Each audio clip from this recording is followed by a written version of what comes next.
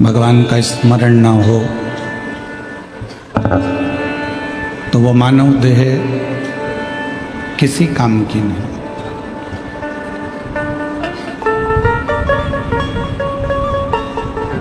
एक जानवर की चर्म,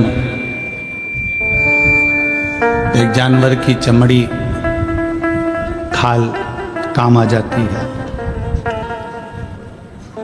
पर मानव की यह चमड़ी भी किसी काम की नहीं रहती मरने के बाद।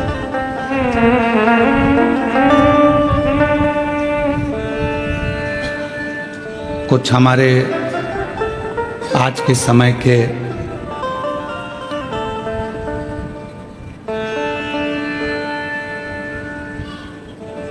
एक आनंदमय पल हमारी जिंदगी में और आपकी जिंदगी में आते हैं कि मरने से पहले अपने नेत्रों को दान कर दो, मरोगे तब वो लेकर चलेगा।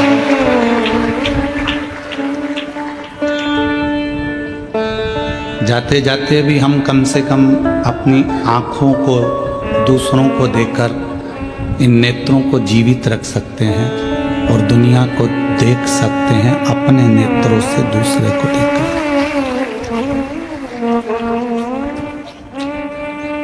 पर एक भ्रांति लोगों ने उत्पन्न कर दी कि भाई आँख निकल जाएगी तो फिर वापस जन्म मिलेगा तो अंधे पैदा होंगे।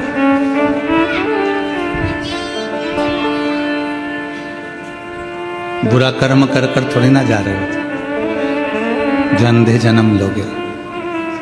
किसी का भला कर कर जा रहे हो तो परमात्मा और कृपा कर कर ज्योति प्रदान करते हैं। नेत्रदान कोई जीते जी तो आपके शरीर से नहीं निकाल रहा। जब प्राण चले गए, शरीर चला गया, तब नेत्रदान हुआ और वह नेत्रों ने ना जाने कितनों को रोशनी प्रदान कर दी।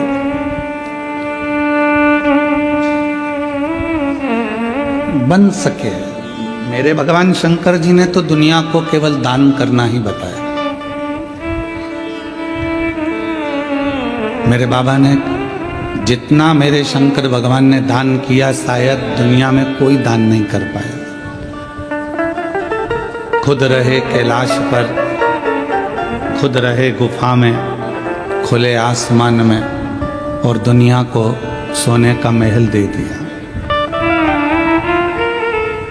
भगवान नारायण को लक्ष्मी प्रदान कर दी, ब्रह्मा जी को वीणा वादनी दे दी, सरस्वती, और खुद ने अपने स्थान जो बनाया वो बिल्कुल शून्य में बनाया, एकदम शून्य।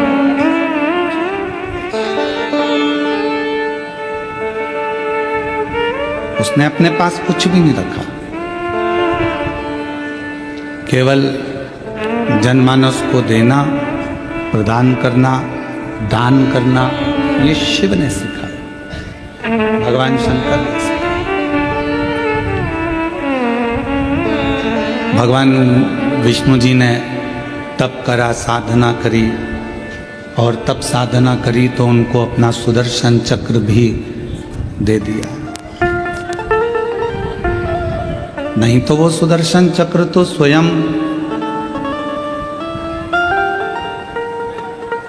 मत खसकाओ, ए बेटा मत खसकाओ, बहुत सारी जगह है, बैठ जाएंगे, शांति रखो, कथा चल रही है, अब डिस्टर्ब ना करें।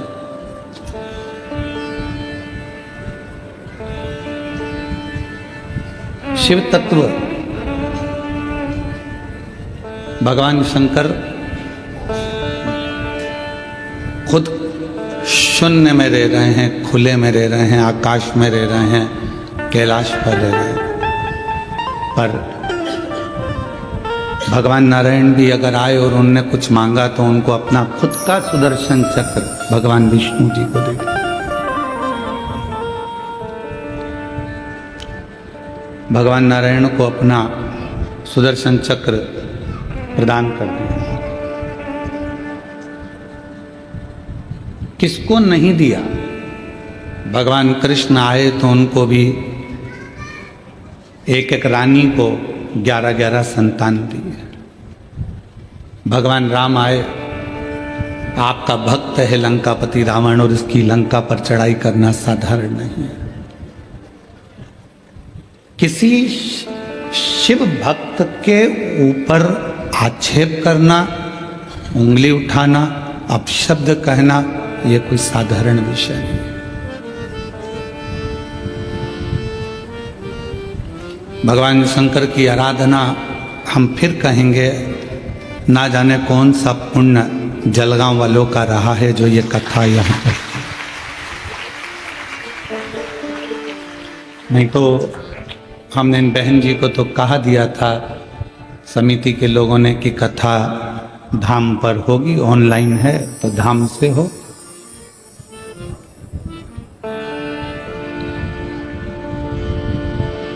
धाम से इसलिए कथा को ऑनलाइन करा जाता है या किसी तीर्थ से कि जो आए उसको स्वीकार, जहाँ जगह मिल जाए वहाँ बैठ लो, कथा सुन लो और अपने जीवन को सार्थक कर लो। बाबा से जो मांगना है मांग लो। इसलिए कथा को ऑनलाइन धाम से रखा जाता है या किसी तीर्थ से रखा जाता है। भगवान शिव देना सिखाते हैं और जिस व्यक्ति की जिंदगी में देने की आदत हो जाती है फिर परमात्मा उसको इस लायक बना देता है कि वो दोनों हाथों से लुटाता रहता है।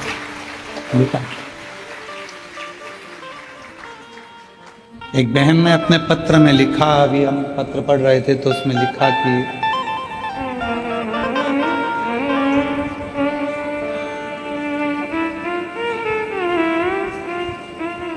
मेरे पिताजी के जाने के बाद मैंने शिव को पिता मान लिया और इतना नहीं था मेरे पास में कि मैं कुछ दे सकूं।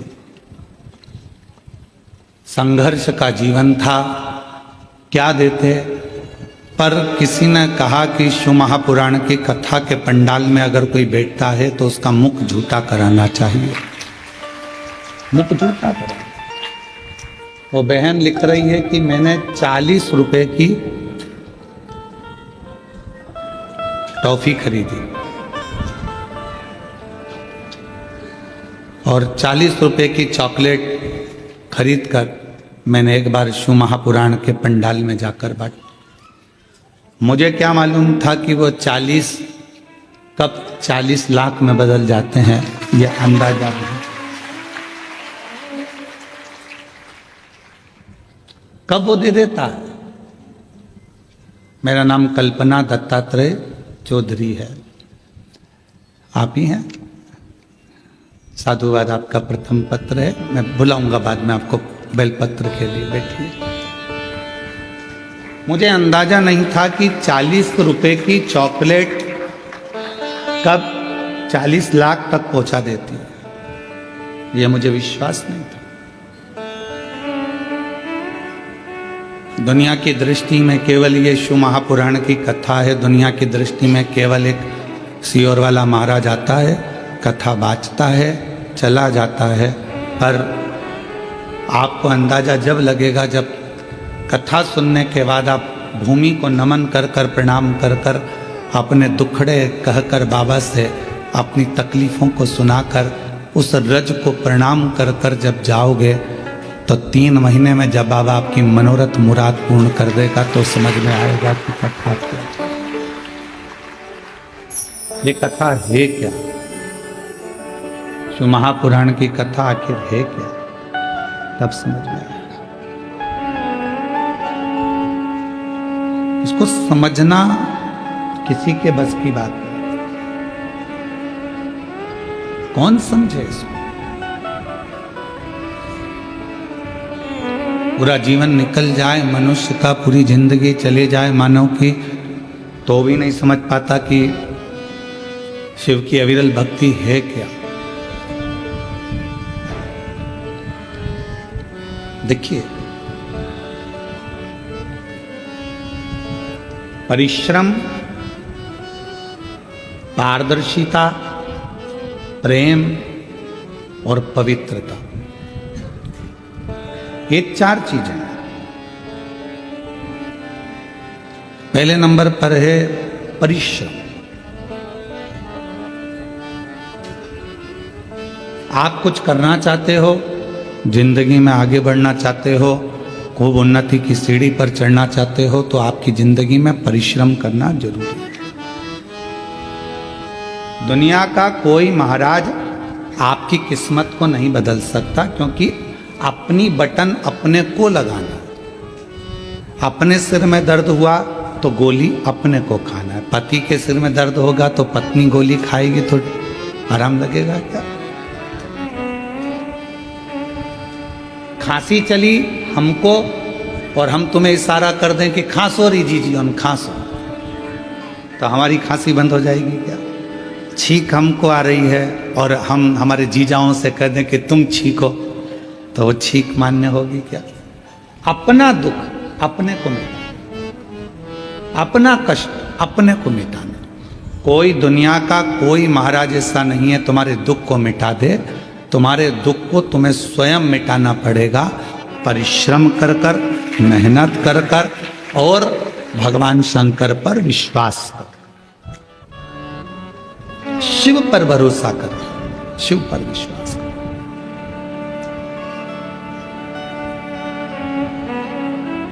एक परिश्रम जब व्यक्ति करता है तो उसकी सफलता उसके साथ चलती है। हम बेटा बेटियों से कहते हैं कि तुम क्यों टेंशन लेते हो, एक एग्जाम क्लियर नहीं हुआ, दूसरा होगा, दूसरा नहीं हुआ, तीसरा होगा, तीसरा नहीं हुआ, चौथा होगा। थोड़ा इंतजार तो करो। हमारा फर्स्ट सेम क्लियर ही नहीं हो रहा गुरुजी, हमारा सेकंड सेम क्लियर नहीं हो रहा गुरुजी। क्यों नहीं हो रहा? मतलब आपने परिश्रम करना बंद कर दिया, मेहनत करना कम कर दिया। कोई नहीं बदल सकता, आप स्वयं बदल सकते। आप में वो बल है कि कलेक्टर की कुर्सी पर भी आप बैठ सकते हो और एसपी की कुर्सी पर भी आप बैठ सकते हो। पर अपना परिश्रम ही नहीं करना हमको, और हमको विचार करना है कि कोई ऐसा मिल जाए जो हमारी किस्मत बदल दे, तो फिर ऐसे मिलेंगे पर आपसे थोड़ा बहुत कहेंगे कि लाओ इतना धन ला कर दो, इतनी पूंजी ला कर दो, हम तुम्हारी किस्मत बदल देंगे। मालूम पड़े अगर कोई किस्मत बदलता होता तो सबसे पहले वो अपनी ही नहीं बदल लेता। परिश्रम आपकी जिंदगी को श्रेष्ठ बना देता। मेहनत और परिश्रम के साथ में जरूरी है विश्वास। और विश्वास भी किस पर? कुटुंब पर करा, रिश्तेदारों पर करा, मित्रों पर करा, नातेदारों पर करा। एक ना एक दिन हो सकता है कि धन के लोभ में या अपने भले के चक्कर में तुम्हारा विश्वास टूट जाए। पर विश्वास एक जगह का कभी नहीं टूटता, वो है मेरे देव अधिदेव महादेव पर करा गया विश्वास। मेरे शंकर भगवान का भरोसा कभी नहीं टूटेगा, मेरे शिव का विश्वास कभी नहीं टूटेगा। आपने अगर भगवान शंकर जी पर भरोसा किया है कि मैं परिश्रम भी कर रहा हूं, मेहनत भी कर रहा हूं और साथ में मेरे शिव पर विश्वास भी कर रहा हूं, एक लोटा जल सारी समस्या का हल। मतलब मेरी समस्या मिटेगी, मेरा दुख समाप्त होगा, मेरा कष्ट मिटेगा।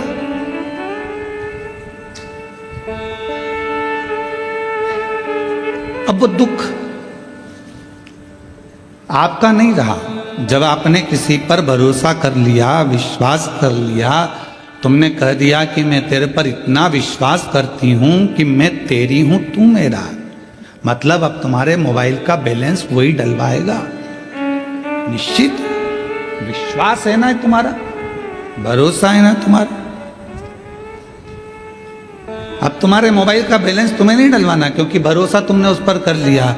मेरा मोबाइल का बैलेंस खत्म होने वाला है, कल खत्म हो जाएगा।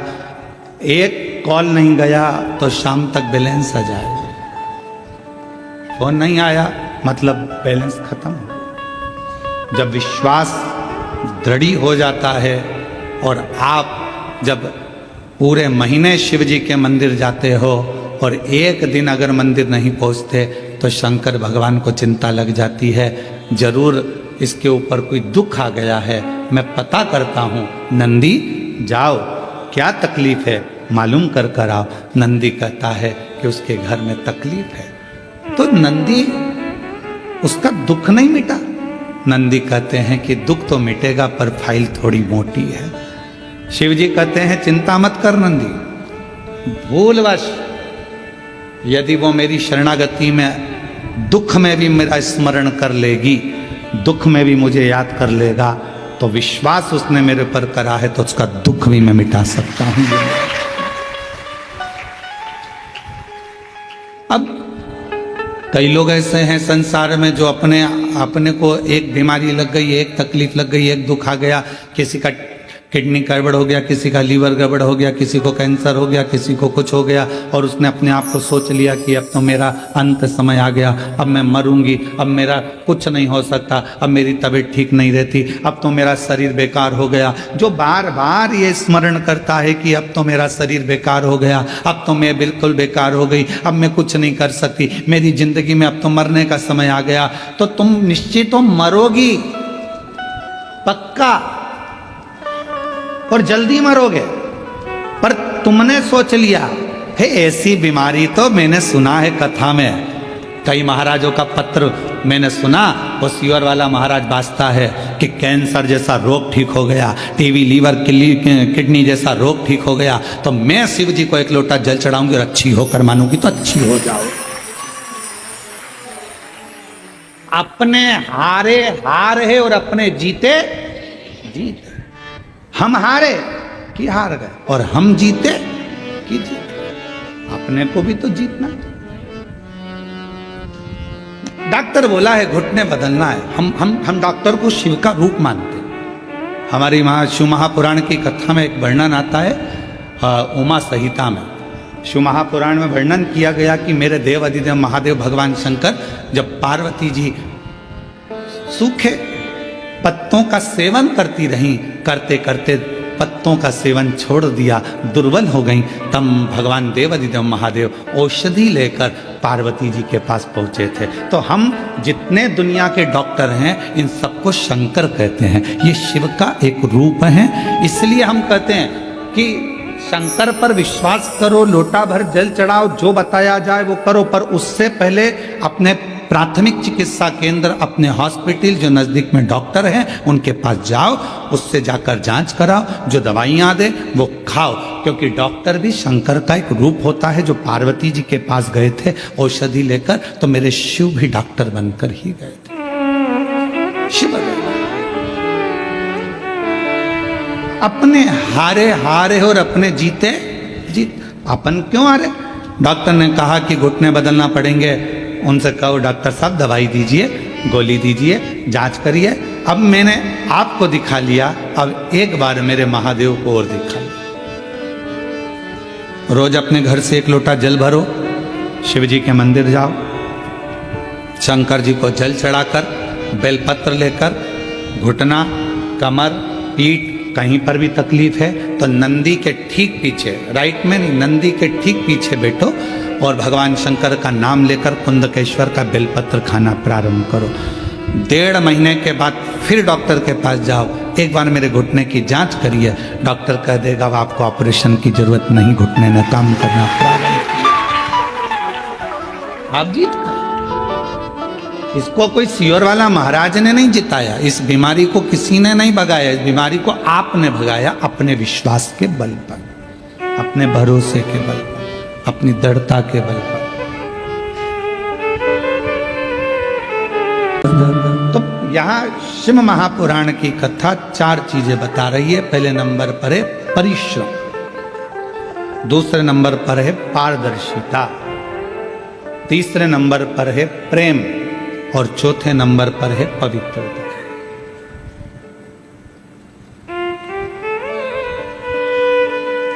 कुछ करना है, सफल होना है, परिश्रम करना पड़ेगा। दूसरे नंबर पर समाज के लिए, सोसाइटी के लिए, परिवार के लिए, कुटुंब के लिए अगर कुछ करना है तो उसमें पारदर्शिता रखना पड़ेगा। पारदर्शिता समझते हो? कभी एक माँ कभी अपने किसी बहू से सामने या अपनी बेटी से ये ना कहे कि मुझे बड़ी बहू अच्छी लगी कि छोटी बहू अच्छी लगी, मेरा बड़ा बेटा ज्यादा अच्छा है कि छोटा बेटा ज्यादा अच्छा है। कभी माँ अपने मुख से ना कहे, कभी माँ अपने मुख से ये ना कहे कि मेरी बड़ी बहू अच्छी है कि छोटी बहू अच्छी है। क्यों? बुढ़ापा आते आते गेंद किसी भी पाले में जा सकती है, किसी से भी पाला पड़ सकता है। आपकी पारदर्शिता एक जैसी होना चाहिए। मेरी बड़ी बहू भी बहुत अच्छी है, छोटी भी बहुत अच्छी है, मेरा बड़ा बेटा भी बहुत संभालता है, छोटा भी बहुत संभालता है। मेरी बड़ी बहू हो सकता है थोड़ा भोजन बनाने में उसका ध्यान नहीं जाए, परंतु बाकी के काम वो कर लेती। मेरी छोटी बहू बाकी के काम में ध्यान ना जाए पर भोजन अच्छा बना लेती। पारदर्शिता बराबर रखी, क्लीन। समाज में, परिवार में, कुटुंब में, रिश्तों में पारदर्शिता होना चाहिए। एकदम आमने सामने दिखे, कुछ छुपे ना।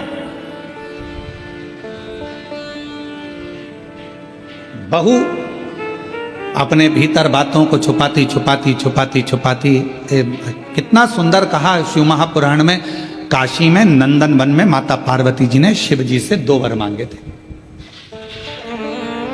और माँ जगत जननी जगदम्बा ने भगवान शंकर से 2 वर मांगे थे। पहला वर था कि काशी में जो मरेगा उसको गुरु मंत्र आपको देना पड़ेगा। पार्वती जी, शिव जी ने कहा मैं और गुरु मंत्र, हाँ, वचन दे दिया, ठीक है। पार्वती जी ने कहा कि मुझे कैसे मालूम पड़ेगा कि काशी में मरने वाले को गुरु मंत्र दिया? भगवान शंकर कहने लगे काशी में गुरु मंत्र देकर उसके कान को थोड़ा सा टेढ़ा कर दूंगा, तुझे दिख जाएगा कि मैंने गुरु मंत्र दिया है। इसलिए काशी में मरने वाले को भगवान त्र्यंबक मंत्र प्रदान कर कर कर्ण को थोड़ा सा टेढ़ा कर देते हैं। दूसरा वर पार्वती जी कहती है मुझे दूसरा वर दीजिए, जिस पति पत्नी में आपस में झगड़ा हो उसमें प्रेम बहुत बढ़े, ये वर मुझे प्रदान कर दीजिए। शिव जी ने वर,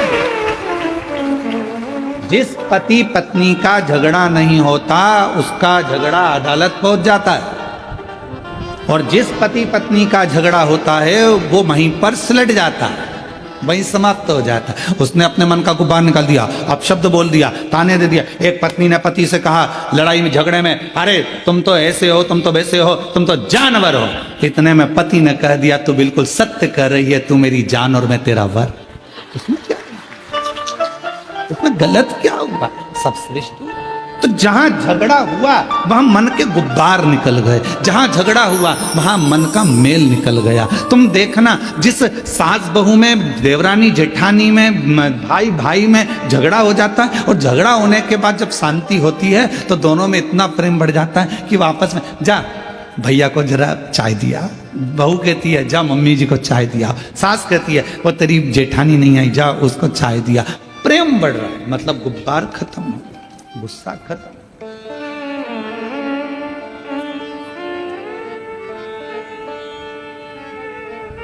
दो वर मांगे हैं, उसमें एक वर मांगा कि झगड़ा हो तो प्रेम बढ़े। प्रेम,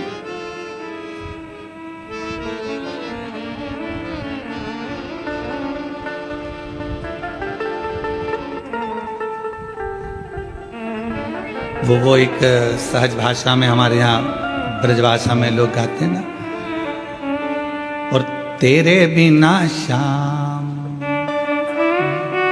लगे ना मोरी गैया, तेरे बिना। जब सबकी गौ माता आप चरा रहे हो तो मुझसे क्यों नहीं, मेरी क्यों नहीं?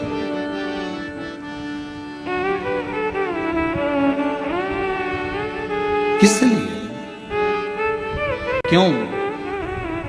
तो कहते हैं कि भगवान उस गोपी से ज्यादा झगड़ा करते थे तो उसी गोपी के लिए बात करते थे, उसी गोपी के लिए। तुम्हारी जो बेस्ट फ्रेंड है उससे जब झगड़ा हो जाता है तो किसी से भी बात करोगे तो वो बेस्ट फ्रेंड को याद जरूर करोगे, उसका नाम मत लेना। वो अनीता ने मेरे साथ ऐसा कर दिया, अब खुद बोल रही अनीता और अभी कह रही नाम मत लेना। हर पल उसकी याद आ रही है, हर घड़ी उसकी याद। हम तो कहते हैं कभी कभी भगवान से भी झगड़ा कर लिया करो, भगवान से।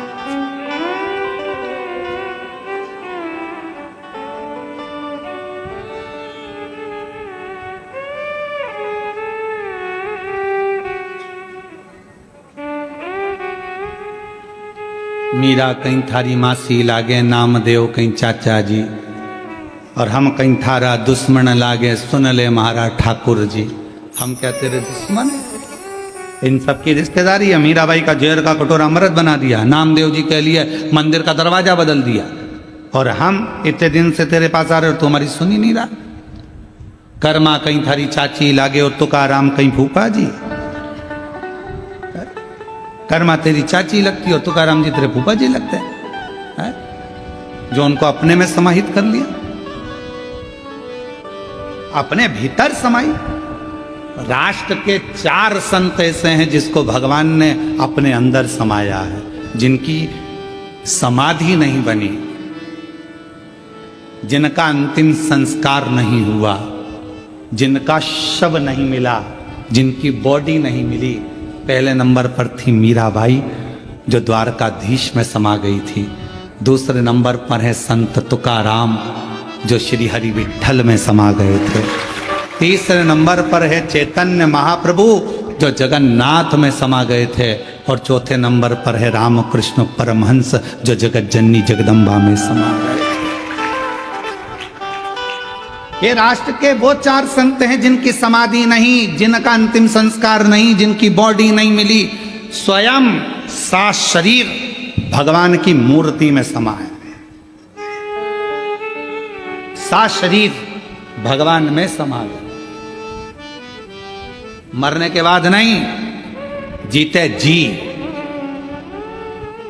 तुकाराम जी ने हरि विठ्ठल पांडुरंगा, हरि विठ्ठल विठ्ठल विठ्ठल विठ्ठल, और विठ्ठल पांडुरंगा ने हाथ फैलाए और संत तुकाराम जी को अपने में समाहित कर लिया। मीराबाई द्वारकानाथ के मंदिर के बाहर खड़ी, गांव के लोग लेने आए थे मीरा को, पति आया था लेने। मीरा कहे मैं जाऊंगी नहीं, द्वारकाधीश ने हाथ फैलाया, मीरा को अपनी मूर्ति में समाहित कर लिया। चैतन्य महाप्रभु को जगन्नाथ ने अपने में समाहित कर लिया। रामकृष्ण परमहंस को माँ दुर्गा शारदा आई और गोदी में बिठाकर अपने में समाहित कर लिया, जिनकी कोई समाधि ही नहीं है, जिनकी बॉडी ही नहीं है, जिनका अंतिम संस्कार ही नहीं है। स्वयं भगवान उनको समाहित कर जीते जी।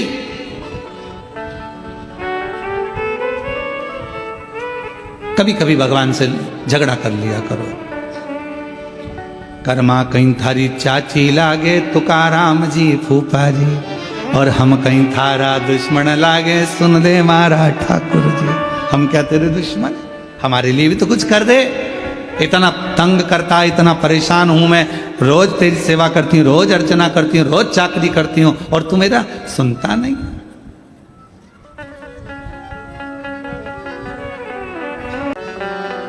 महाराज एक बात याद रखना कि अपनों से क्या छुपाया।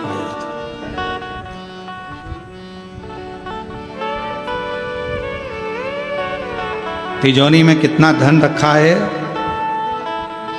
आपको मालूम है, पर एक और है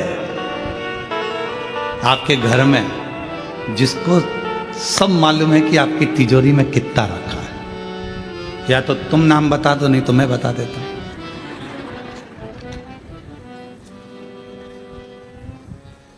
तुम्हारी तिजोरी में कितना माल है, एक तुम्हें मालूम है, और दूसरा तुम्हारे घर में एक और है जिसको मालूम है, जो तुम्हारे घर में लड्डू गोपाल बैठे हैं, ठाकुर जी बैठे हैं, शंकर जी बैठे हैं, उनको सब मालूम है क्या हो रहा है।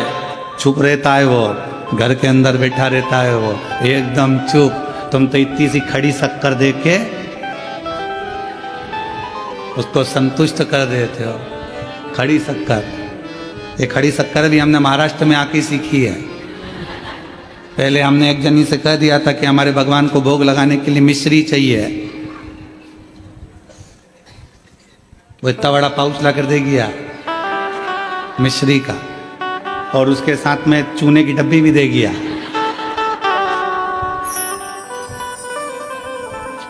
हमने पूछा ये क्या है, क्योंकि मिस्त्री। हमने कहा ये मिस्त्री कब से हो गई, हमारे ठाकुर जी तो ये मल के खाते ही नहीं, तो मिस्त्री ला के दे। तो ऐसा बोला ना कि खड़ी शक्कर चाहिए। हमने कहा हमको क्या मालूम था कि खड़ी शक्कर, यहाँ बहुत घपला है, इसलिए हमने तुमसे कल पूछा था तुमचा मुलगा मुलगी चांगला है, हमने तुमसे पूछा था कि वो ठीक है ना। बस यहाँ बड़ा घपला है, बड़ा सोचना पड़ता है। यहाँ भोजन भी आए तो बड़ा सोच समझ के खाना पड़ता है, बहुत ध्यान रखकर। एक बार हम मंगरूल पीर में कथा करने गए और वहाँ पर नारायणी बाई मुंदड़ा कथा करवाई और उन्होंने हमको भोजन की थाली रख दी। अब उन्होंने एक सब्जी इतनी सी रखी, अब हमारा तो जान जल गए। हमने सोचा बताओ इतनी सी सब्जी, इतना बड़ा गुरु जी सब्जी तो ज्यादा रखना था। अब शरीर ही देख लेती तो कम से कम मालूम पड़ता कि सब्जी अपन को कितना रखना। तो वो नारायणी भाई मुंदड़ा ने इतनी सब्जी, दाल और एक गिलकी की तुरई की सब्जी रखी। अब हमने सोचा जो सबसे कम है, अभी नारायणी भाई से कहूंगा कि भाई और सब्जी ला, और एक कोरा तोड़ा और पूरी सब्जी को लगा के मुंह में खा लो। अब हमको क्या मालूम था कि वो ठेसा था। अब इतना ठेस पहुंचाया कि 4 दिन तक नारायणी बाई से कहा कि दवाई ला दो। कथा में 4 घंटे बैठना है तो थोड़ा ठेस पहुंच गई शरीर को, इतना ठेस। तो यहाँ बहुत घपला है, खाने में भी थोड़ा ध्यान रखना पड़ता है, बहुत ध्यान, सावधानी पूर्वक। पहले उसको टच करके देखना पड़ता है सही चीज है गड़बड़ है तो बड़ा अच्छा। तो शिव कथा कर रही है, पारदर्शिता रखिए, पारदर्शिता बहुत जरूरी है। तीसरे नंबर पर कथा कर रही है प्रेम, परिश्रम, पारदर्शिता। और परिवार में यदि सुख चाहते हो, मन की शांति चाहते हो, तो जितने घर के सदस्य हैं सब एक दूसरे से प्रेम करना प्रारंभ कर दें तो वो हमारे जीवन में सफलता है। आज सबसे ज्यादा कमी हो गई है प्रेम की। प्रेम और प्यार में अंतर होता है, वो दोनों को एक भाषा में नहीं लेना। प्यार खून खच्चर करा देता है, प्रेम कभी खून खच्चर नहीं कराता। प्रेम था भगवान कृष्ण और राधा रानी का, इतना प्रेम था कि भले भगवान कृष्ण रुक्मणी जी से आनंद के साथ विवाह कर लिए, पर राधा जी उनको स्मरण करती रही। ये प्रेम है, ये प्रेम, ये प्रेम। प्यार एक ना एक दिन नफरत उत्पन्न कर सकता है, पर प्रेम कभी नफरत उत्पन्न नहीं करता। प्यार में बदलाव होता है, इसने मेरे साथ ऐसा किया तो मैं तुम्हारे साथ ऐसा करूंगा, तुमने मेरे साथ ऐसा करा तो मैंने तेरे पर इतना विश्वास करा था, तूने मेरा विश्वास तोड़ दिया, मैं तेरे साथ ऐसा करूंगा। प्यार में नफरत हो सकती है पर प्रेम में नफरत नहीं हो सकती। इसलिए निवेदन है मेरे शंकर भगवान से प्रेम करो, इतना करो कि तुम्हारे दुख सारे शिव के हो जाएं और शिव तुम्हारे दुख की घड़ी में तुम्हारे सामने खड़ा। अकाल मृत्यु वो मरे जो काम करे चंडाल का, काल उसका क्या बिगाड़े जो भक्त हो महा। प्रेम करिए,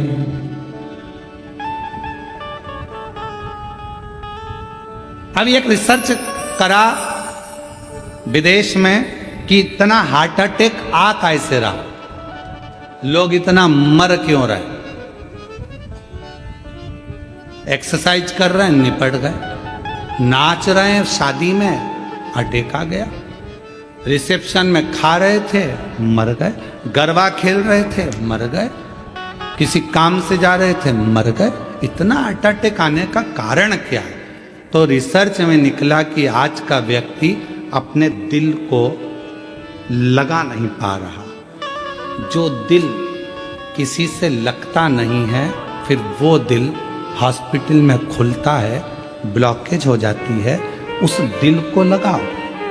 विदेश में लोग उस दिल को लगाने के चक्कर में कहीं कुत्ता पाल लेते हैं, कहीं किसी से जीव लगा लेते हैं, कहीं कुछ कर लेते हैं। हम तो आपसे करें, आप भारत की भूमि पर रहते हो, शिव जी से दिल लगा लो। जो दिल शिव से लग गया, फिर वो दिल खुलेगा नहीं। हॉस्पिटल में वही दिल खुलता है जो लगा नहीं होता। प्रेम बहुत जरूरी। आज प्रेम की कमी हो गई, प्रेम की कमी हो गई, इसलिए ये हार्ट अटैक आ रहे हैं। प्रेम करना प्रारंभ करो। हंसी चली गई लोगों की। घर में सब मोबाइल ले लेकर पड़े रहते हैं। बेटा अपने कमरे में, माँ बाप बेटा सब बैठे हैं, पर एक ही हॉल के अंदर बैठे हैं। माँ उधर काम कर रही है, इधर बच्चे अपना मोबाइल लिए हैं, पापा अपना मोबाइल लिए हैं, भाई अपना मोबाइल लिया है। एक हॉल में बैठने के बाद भी किसी के चेहरे पर हंसी नहीं है। सब मोबाइल को समय दे रहे हैं, पर एक दूसरे को समय नहीं दे पा रहे। सबका प्रेम छिन गया, सबके चेहरे की हंसी छिन गई, वो प्रेम चला गया। हमने कल कथा में आपको एक बात कही थी, स्मरण में होगा आपको, कि मोबाइल आया तो टार्च समाप्त हो गई, टार्च खत्म। मोबाइल ने कैलेंडर खत्म कर दिया, मोबाइल ने टॉर्च खत्म कर दी, मोबाइल ने कैमरा खत्म कर दिया, क्योंकि सब मोबाइल में। फिर वही मोबाइल तुम्हारी पत्नी के हाथ में आया तो तुम भी खत्म। ये हमने कल कहा। उस मोबाइल को परिवार के साथ जब बैठो तो बेटों से भी निवेदन है, बेटियों से भी निवेदन है, पत्नी से भी निवेदन है, पति से भी निवेदन है, घर के सब मेंबर से निवेदन है कि मोबाइल तो दिन भर चलाना है, डाटा है तुम्हारे पास, दिन भर चलाओगे, पर थोड़ा सा डाटा हटाकर परिवार के साथ बैठकर थोड़ा आपस में प्रेम बढ़ाओ, दिल लगाओ। मेरे भोले बाबा जैसा परिवार दुनिया में कहीं नहीं होगा। सबको प्रेरणा देते हैं। शंकर भगवान के मंदिर में शिव जी बैठे हैं, शंकर भगवान के मंदिर में पार्वती जी बैठी हैं, शंकर भगवान के मंदिर में नंदी बैठा है, शंकर भगवान के मंदिर में कार्तिकेय बैठे हैं, शंकर भगवान के मंदिर में स्वयं शिव बैठे हैं। पूरा परिवार लेकर शंकर जी एक साथ बैठे हैं और प्रेरणा दे रहे हैं कि जितना समय मैं अपने परिवार को देता हूं, उतना समय तुम भी परिवार को देना प्रारंभ करो, तो तुम्हारा दिल लगेगा, प्रेम बढ़ेगा, प्रेम बढ़ेगा तो तुम्हारे भीतर की बाधाएं समाप्त होती चली जाएंगी। थोड़ा प्रेम।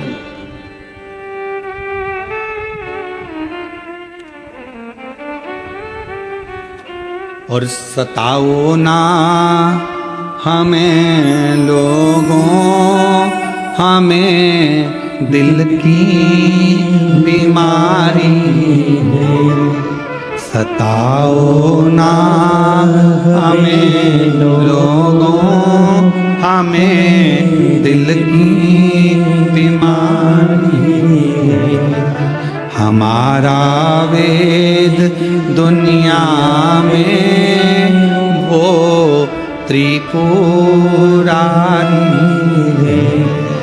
हमारा वेद दुनिया में वो त्रिपुरारी है। सताओ ना हमें लोगों, हमें दिल की बीमारी है। शास्त्र कर रहा है परिश्रम, पारदर्शिता, प्रेम, और चौथे नंबर पर शिव पुराण की कथा कह रही है पवित्रता, स्वयं के भीतर आत्मा की, मन की और बुद्धि की पवित्रता।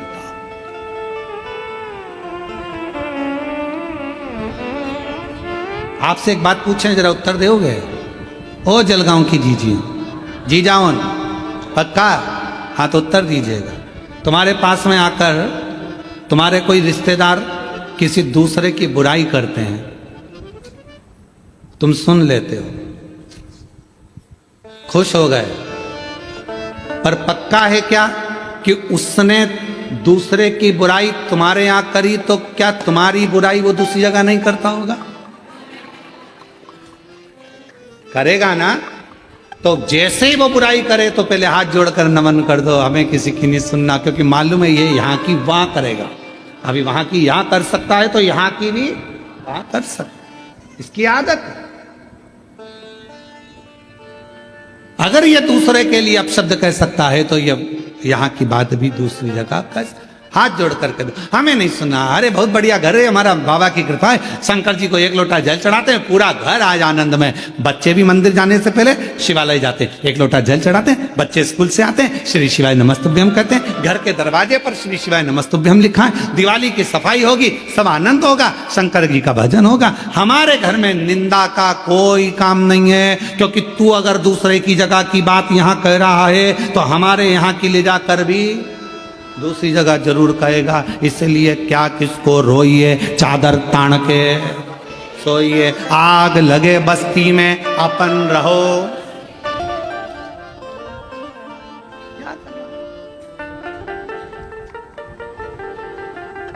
उसने क्या कर दिया? उसने, होता है किसी किसी की आदत रहती है। एक बुढ़िया बैठी थी दरवाजे पर, और बुढ़िया बैठी दरवाजे पर, और दरवाजे पर बैठी बैठी वहीं से कपास की गाड़ी निकली। कपास की गाड़ी निकल कर जा रही थी। बुढ़िया ने विचार करा, कपास इतना इतना महंगा बिकेगा, कितना रेड़ा जाएगा। सोचती सोचती बुढ़िया चक्कर खा के नीचे गिर गई। बुढ़िया नीचे गिरी, परिवार वाले आ गए, परिवार वालों ने आकर उस पर जल का छींटा दिया, बुढ़िया नहीं उठी, पानी छींटा, डॉक्टर को बुलाया, बुढ़िया नहीं उठी। पड़ोसन को मालूम पड़ा, क्या हुआ? ना जाने हमारी मम्मी को क्या हो गया, चक्कर खा के नीचे गिर गई। इतने में पड़ोसन ने पूछा, कुछ निकल कर गया था क्या यहाँ से? हाँ, कपास की गाड़ी निकल कर गई थी, बस तुम चिंता मत करो, डॉक्टर मत बुलाओ, अब भी ठीक कर दूंगी मेरी पड़ोसन को। और पड़ोस वाली काकी दौड़ती दौड़ती आई और आकर का, जी उठ, सामने से जो कपास की गाड़ी निकल कर गई थी ना, उसमें आग लग गई। बुढ़िया उठ के बैठ गई, बुढ़िया उठ के बैठ गई। दूसरे का सुख दिखता है तो चक्कर आ जाते हैं। उसका बेटा डॉक्टर बन गया, उसकी बहू भी डॉक्टर मिल गई, लड़का हो गया, बंगला बन गया, चक्कर आ रहे, बीपी शुगर थायराइड सब हो गया। सोच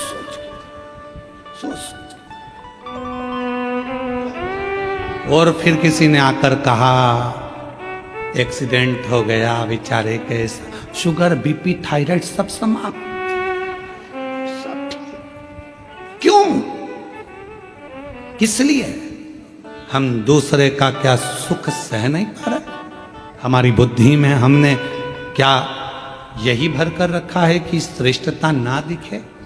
बल्कि भगवान से प्रार्थना करा करो, सर्वे भवन्तु सुखी, सब सुखी रहे, सब अच्छे रहे, सब खुश रहें, सब आनंद में रहें। आज का समय एक दूसरे की निंदा का, बुराई का समय नहीं है। आज का समय लोग लड़ रहे हैं, संत संत लड़ रहे हैं, साधु साधु लड़ रहे हैं, सन्यासी तपस्वी राजनेता अधिकारी सब आपस में एक दूसरे की टांग खींचने में पीछे नहीं हट रहे। पर आज का समय उसका नहीं। आज का समय तो भगवत भजन का। अपनी मस्ती में जियो, किसी के लिए अपशब्द नहीं, सबके लिए प्रेम परोसते चलो। वो एक गीत पुराना है पर उसकी एक लाइन बहुत अच्छी है। परिश्रम, पारदर्शिता, प्रेम और पवित्रता, ये 4 सूत्र हैं जो मानव के देह को श्रेष्ठ बना सकते हैं, मनुष्य के जीवन को सुखमय बना सकते हैं।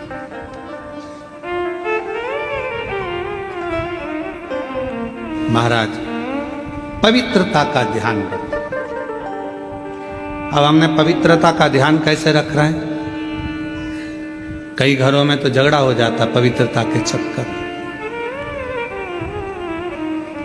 मैंने अभी झाड़ू लगाई थी, किसने कचरा पटका? अब घर तो साफ कर रही हो पर दिल साफ नहीं हो पा रहा। रोज मैं बार बार जूते चप्पल यहां से उठाकर रखती हूं, फिर जूते चप्पल पटक देते हैं। मैं नहीं उठाऊंगी अब की बार। कौन ने पटका? भाई बेडशीट बिछाई थी, सोफे का कवर लगाया था, सामान लगाया था, मैंने गुलदस्ता, ये बच्चों के कान में इतनी परेशान हो गई, झल के 2-4 और कूट कुटा दिया। सफाई, हाय सफाई, हाय सफाई। घर तो साफ हो गया पर दिल मेला हो गया, मन मेला हो गया। क्या करोगे उस सफाई का अगर मन मेला हो गया? गंदा कर दिया ना, हो जाएगा, पर दिल तो गंदा मत करो, उसको तो पवित्र रखो, फिर साफ हो जाएगा, पर दिल गंदा नहीं। जी जेठानी जी, तुम्हारे बच्चे आते हैं हमारे घर में आके कचरा कर जाते हैं। तुम्हारे भैया के बच्चे आते हैं वो ऐसा कर गए। ननन तुम्हारे बच्चे आते हैं वो ऐसा कर कर चले गए। इतना फैला रहा, इतने लोगों को खाना मेरे बस की बात नहीं है। मत कर, पर बोल तो मत ही। आग लगे बस्ती में, मस्ती में, जब तुझे लगे कि ये सब मेरे बस का नहीं हो रहा है, सिर में अच्छी जोरदार जूड़ा लगा, गजरा सजा, नैनों में सुरमा, टीकी, डब्बा भर के और बेहतरीन नीली पीली हो के उन्हीं बच्चों के साथ बैठ जा, तो बच्चे भी तेरे साथ में, आंटी कितनी जोरदार लग रही हो, आंटी कितनी बड़ी, तो एंजॉय कर। पर समझ गई क्या? बस मुख पर, भीतर से अपवित्र क्यों? मन क्यों गंदा कर? कमरा गंदा होगा चल जाएगा, बेडशीट गंदी होगी चलेगी, सोफे का कवर गंदा होगा चलेगा, पर दिल गंदा नहीं होना चाहिए। मन की अपवित्रता नहीं चाहिए। हो गया चलेगा, ठीक है, सुधर जाएगा। झाड़ू लगाया 2 मिनट में हो जाएगा। जे कमरे की झाड़ू तो लगी, साफ हो जाएगा। मन कब सही होगा? मन सही नहीं हो पाता, मन में और मेल भरता जाएगा, और बढ़ता जाएगा, और बढ़ता। उनके बच्चों ने ये कर दिया, मेरे बच्चे कितने अच्छे, उनके बच्चे ऐसे, मेरा बच्चा तो कुछ नहीं करता, उनके बच्चे ऐसा करते, जी ऐसा कर दी। मन में मेल बढ़ता गया, कमरा तो साफ हो गया, अलमारी साफ हो गई, पर दिल साफ नहीं हो पाया। इसको साफ रखना बहुत जरूरी है। फिर रात को नींद नहीं आती यही सोच सोच के, ए जी।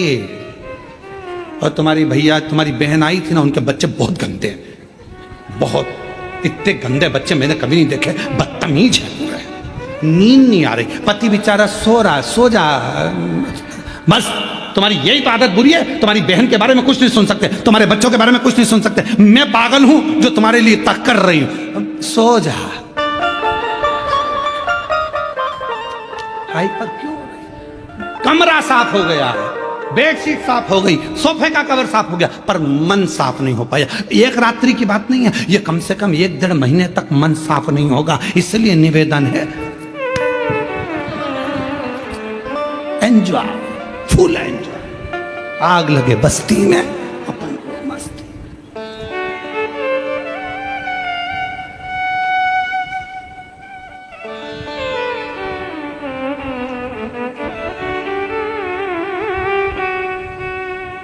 दुनिया में किसी की इतनी निंदा नहीं होती होगी जितनी सीहोर वाले महाराज की होती है। फिर भी फुल एंजॉय में जीते, क्योंकि जितना कहते वो अपने पर भी अमल करना पड़ता। खुश होकर जिए, ये तो सब चलता रहेगा। आग लगे बस्ती में, अपन रहो मस्ती में, ये सब चलेगा।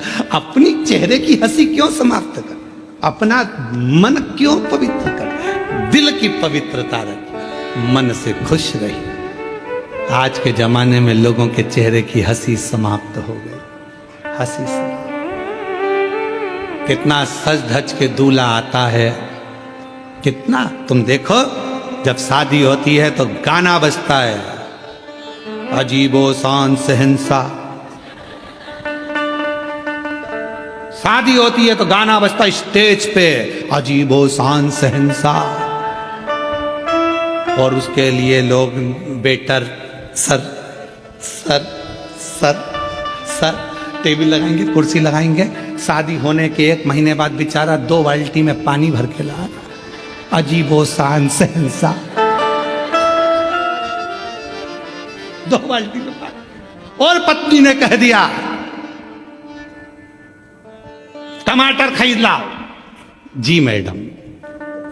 अजीबो शान शहंशाह। क्या मतलब का ऐसा शहंशाह? दिल के शहंशाह बनेंगे, दिखावे के लिए। 4 दिन की चांदनी, तुम्हें मालूम है? अरे वाह, क्या बात है, सही में जलगांव तो जलगांव है। तुम्हारा जलवा बरकरार हो, ये पक्का है। अब क्या उसको सोचना, मस्त जिंदगी जियो, आग लगे बस्ती अपन। कोई कहे तुम इतने उम्र हो गई, शरीर में इतना तकलीफ है, दुख है, कष्ट है, हमको ये बीमारी हो गई, कमर साथ नहीं दे रहा, रोज रोज ये रोना रोना बंद कर दो। बीमारी रोज आएगी और इससे रोज सामना करना है, पर दुख क्यों रोना रोए? मैं पति से मैं पाँव में बहुत तकलीफ, पति क्या करेगा? दवाई ले ले, बाम लगा ले, विक्स लगा ले। अब वो तो बस इतना बोल सकता, चल तो डॉक्टर को दिखा दूं, पर अपना कष्ट तो अपना है ना। इसलिए चेहरे पर रोज एक चीज लेकर मत बैठो कि मैं बीमार हूं, मैं बीमार हूं, मैं बीमार हूं। आज से नियम ले लो, आई एम फाइन, मैं ठीक हूं। बीमारी सब। कोई तुमसे पूछे कैसी हो, 1 लोटा जल, मैं खुश हूं, मेरे को क्या करना, टेंशन। और इतनी खुश होकर जियो, कमरे में जितनी अलमारी में साड़ी है, रोज कहीं नहीं जाना अपने को शादी पार्टी में, अपनी साड़ी निकालो, एक से बढ़कर एक पहनो। भरोसा नहीं है जीजी, कब जाना पड़ जाए, भरोसा सब निकालो, रोज पहनो। बहू भी सोचेगी हमारी अम्मा जिस दिन से कथा में से आई है, मेरी आई उस दिन से सर, उसको कौन समझाए? जिंदगी का क्या ठिकाना, कब चली जाए, कब जाना पड़ जाए। बाद में ऊपर जाते जाते याद आएगी मैंने नीले कलर की नी पहनी। तो भीतर अच्छे से जीवन जियो, खुश होकर। किसी को दान नहीं करना, मत करो। किसी को 1 रुपए नहीं देना, मत दो। अपना पैसा अपने ऊपर तो खर्च करो, अपनी एंजॉय के साथ जियो।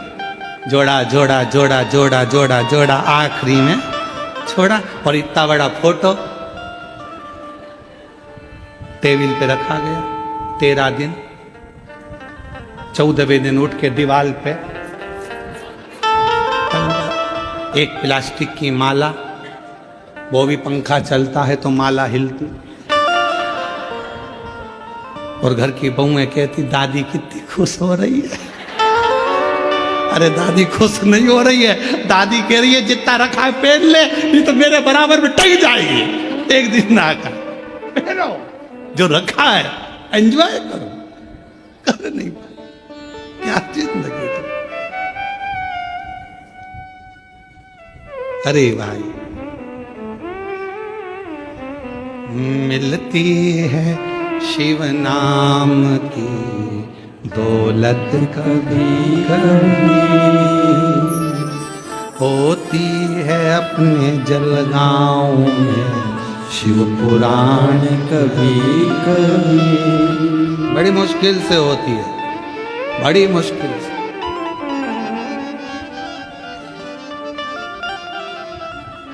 शिव पुराण पंडाल में बैठकर सुनने को मिल जाए, समझ लो जिंदगी सार्थक हो गई तुम्हारी, सार्थक। अभी तो कई लोग इंतजार में बैठे हैं, बहुत दिन से शिव पुराण पंडाल में नहीं मिली कई लोगों को, परंतु अब आपका इंतजार की घड़ी समाप्त हो रही है। 12 तारीख से 16 तारीख वाली जो शिरडी के पास में कथा है, वो पंडाल में बैठकर श्रवण करने का सौभाग्य मिले। 1 बजे से 4 बजे जो शिरडी के पास है, अस्तगांव माता निर्मल पिंपरी शिवगांव, शिरडी महाराष्ट्र, 12 से 16 अक्टूबर, पंडाल में बैठकर बाबा से मिलेकर। तो ये सूत्र हैं हमारे शिव महापुराण के, जो हमारी जिंदगी को सार्थक बनाते हैं। आप और हमारा जीवन सार्थक। कोई पूर्व का कर्म हमारे जीवन को परमात्मा के करीब में लेकर जाए, पूर्व का। और जब कोई पूर्व का कर्म हमें परमात्मा के नजदीक ले जाता है, तो वह हमारे जीवन को अपने आप सार्थकता सिद्ध कर देता है। तो निवेदन है, परिश्रम, पारदर्शिता, प्रेम और पवित्रता, ये 4 चीज हैं। इसमें पवित्रता मन की भी होना चाहिए, हृदय की भी होना चाहिए और चित्त की भी होना चाहिए। पवित्रता, केवल वस्तु की पवित्रता नहीं, केवल सामग्री की पवित्रता नहीं, मन की पवित्रता भी हो। और दक्ष प्रजापति की कन्या है माता सती, रति की बहन मां सती, प्रसूति की पुत्री मां सती। माता सती ने जन्म, दक्ष प्रजापति की धर्म पत्नी माता प्रसूति के गर्भ से जितने बच्चे जन्म लिए वो सारे के सारे संस्कारित हुए। इसलिए आज भी दक्ष प्रजापति की धर्म पत्नी प्रसूति का नाम दुनिया के सारे हॉस्पिटल में लिखा होता है प्रसूति कक्ष। प्रसूति कक्ष क्यों? यह प्रसूति कक्ष इसलिए लिखा क्योंकि माता प्रसूति के गर्भ से जितने बच्चों ने जन्म लिया था वो सब संस्कारित थे, सब भजनावली थे, कीर्तनी थे। तो यहाँ इस कक्ष में जो बच्चा जन्म ले वो संस्कार, जो बच्चा जन्म ले वो संस्कार। और दुनिया की सबसे बड़ी दौलत है महाराज, आपका बच्चा संस्कारवान, ये दुनिया की दौलत है। बेटा तो है, मालूम पड़े वो अपशब्द कहे तो बेटा किस काम का। दुनिया की सबसे बड़ी दौलत है आपके बच्चे संस्कारित निकल जाएं, आपका आदर करें, सम्मान करें, सत्कार करें, आप जी लगाकर बात करें, आपको प्रेम से बोलें, चिढ़कर ना बोलें, तो समझ लो कि आपकी जिंदगी सार्थक है। नहीं तो हमने कई घरों में देखा है, हम कई घरों में गए हैं, हमने देखा कि बड़े बड़े अधिकारी जिनके पीछे 8-10 कर्मचारी लगे रहते हैं, सर जी सर जी सर जी करते हैं, और घर पर जब वो अधिकारी पहुंचता है तो उनकी औलादी उनसे तमीज से बात नहीं करती। जिसके पीछे नौकर लगे, जिसके पीछे 5-10 कर्मचारी लगे हैं, सर सर सर सर कर कर बात कर रहे हैं, आप जी लगा कर बात कर रहे हैं, और वही अधिकारी जब अपने घर में पहुंचता है तो उसको सम्मान के शब्द उसकी औलाद से नहीं मिलते।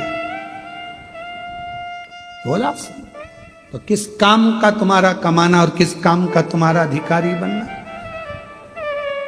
बच्चों को सबसे जरूरी है संस्कार देना, संस्कार। आज के ज़माने में बहुत सी चीज़ें ऐसी हैं जो ज़िंदगी में बहुत ध्यान देने वाली बात है। बेटा बेटी में अच्छे संस्कार हो, बच्चों का अच्छी जगह विवाह हो। बेटी का विवाह तो फिर भी चल जाता है कि बेटी को विदा कर दिया, पर सबसे ज़्यादा टेंशन बेटे की विवाह की रहती है कि बेटी तो चली जाएगी, हमारे घर के संस्कार जो हमने दिए हैं वो लेकर जाएगी, पर हमारे यहाँ जो आएगी जगदम्बा वो कैसी आएगी, ये भरोसा, इसका भरोसा कैसे कर सकते? हमने तो अपनी बेटी को जो संस्कार दिया वो लेकर जाएगी। हमारी बेटी ऑफिस से आती है, खुद चाय बनाती है, कॉफी बनाती है, देती है, पापा मम्मी लाओ मैं कर दूं, लाओ पापा मैं कर देती हूँ, पापा आज लेट क्यों हो गए, मम्मी आज ऐसा क्यों हो गया। हमारी बेटी में तो इतने संस्कार है, पर कौन सी बेटी हमारे बेटे के लिए आ रही है, उसमें क्या संस्कार है ये हमको नहीं मालूम, ये हमको नहीं ज्ञात। तो फिर गुरुजी हम अपने बेटों को संस्कार क्यों दे, बेटी ना जाने कैसी आएगी। हम अपने बेटे को इसलिए संस्कार दो कि बेटी कैसी भी आए, एक चुंबक होती है जो लोहे को चिपका कर रखती है, तो लोहे में भी एक तत्व आ जाता है चुंबक का, तो वो दूसरे को चिपका लेती है। उसी तरह हमारा बेटा यदि संस्कारित होगा तो बहू कोई भी आएगी तो उसको संस्कारवान बना ही दे। ये उसके अंदर संस्कार। दुनिया की सबसे बड़ी दौलत है अच्छे संस्कार हमारे बच्चों को मिले, श्रेष्ठता का भाव मिले, हमारे माता बच्चे सम्मानजनक भाव से प्रणाम करें, नमन करें। और कौन सिखाएगा इनको, अपने को तो सिखाना है।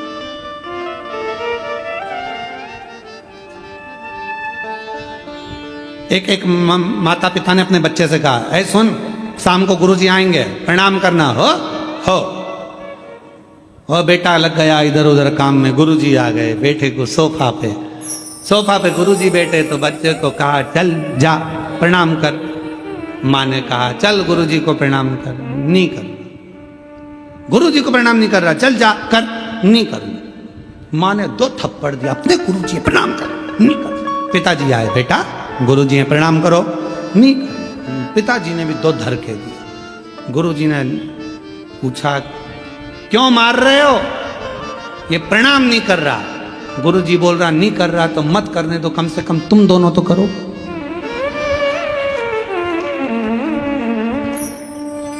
नहीं कर रहा मत करने दो, तुम दोनों तो करो। जैसे ही उस बच्चे के माता पिता ने झुककर प्रणाम करा, इतनी देर में बच्चे ने साष्टांग दंडवत कर दिया। दंडवत। हम सुधरेंगे, युग सुधरेगा। हम बदलेंगे, कब बदलेगा? बोलो बोलो बोलो। जब हम बदलेंगे तो तुम कब बदलोगे? पक्का?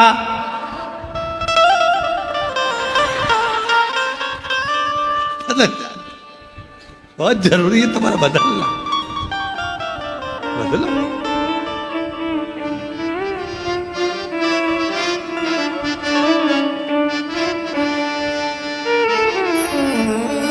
भाई अपना बदलना बहुत जरूरी है महाराज। बदलाव जिंदगी का नियम है। और हम तो भोलेनाथ कृपा करना, इन सबके हृदय को जरूर ऐसा भाव रखना कि ये अपने बच्चों को अच्छा संस्कार, और इनके बच्चों को भी भगवान ऐसी कृपा करना शंकर जी जो इनकी सेवा करे, आदर करे, सम्मान करे, सत्कार करे, इनके चरण छुए। ऐसे संस्कार इनके बच्चों को दीजिए मेरे बाबा। देव पर ये संस्कार, ऐसी कृपा करो करुणा सागर, ऐसी दया करो मेरे शंकर कि इन सब के बच्चे, जितने आस्था चैनल पर कथा सुन रहे हैं, जितने ऑनलाइन कथा सुन रहे हैं, जितने फेसबुक यूट्यूब पर कथा सुन रहे हैं, और जितने पंडाल में बैठकर कथा सुन रहे हैं, इन सब के बच्चे अपने माता पिता का आदर करें, सम्मान करें, सत्कार करें और उनके चरणों को नमन करें। बहुत जरूरी। आदर संस्कार बहुत जरूरी। और जब तक संस्कार नहीं होंगे तब तक जीवन का सुख नहीं होगा। और महादेव नमन है त्रिपुरधारी, है कोई हमारा पूर्व का सुख होता है जिसके कारण हमको पवित्र भाव उत्पन्न होता है। कोई पूर्व का नहीं, कोई पूर्व का सुख। लोग कहते हैं कि बच्चों की संगत बुरी है, संगत बुरी है। हम कहते हैं नहीं नहीं, आपके घर के संस्कार अच्छे होंगे तो संगत किसी काम की नहीं है। विभीषण कहाँ रहता था? रावण की लंका में। कैकेयी कहाँ रहती थी? राम जी की अयोध्या में। बोलो, कैकेयी को संगत अगर लगी होती तो कैकेयी ना सुधरी होती। विभीषण को संगत लगी होती तो विभीषण ना बिगड़ा होता। संगत नहीं, संस्कार मूल है। जो छोटे बच्चों को हमने ज्ञान दे दिया, समझा दिया, बता दिया, उसकी बुद्धि में जो बैठ गया, जो बैठ गया वो श्रेष्ठ, वो श्रेष्ठ।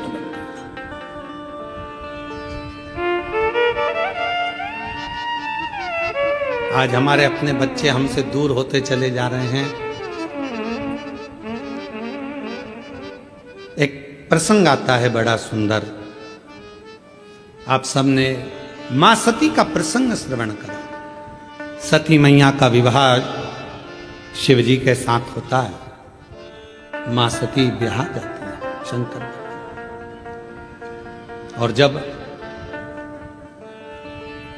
मां सती भगवान शिव जी से विवाह करती हैं, आप सबको ज्ञात होगा कि सती मैया का स्वयंवर हुआ, सबको निमंत्रण दिया गया, पर शंकर भगवान के निमंत्रण नहीं गया।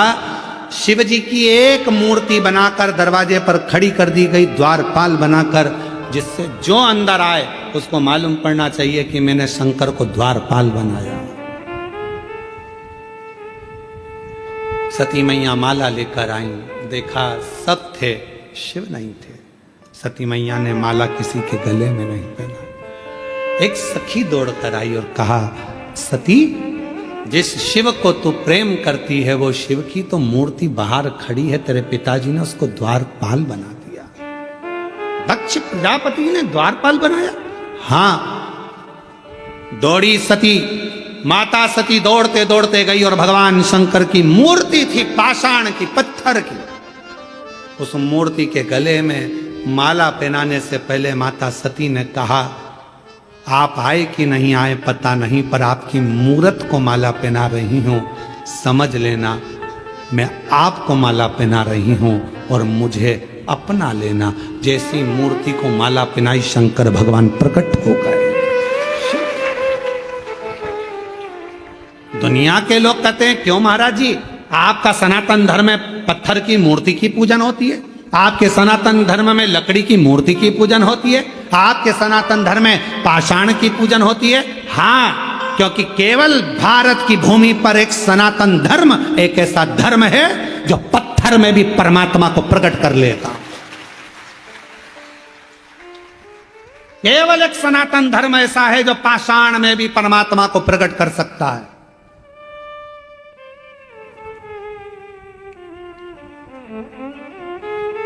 पत्थर की मूर्ति, हाँ, पाषाण की मूर्ति, हाँ।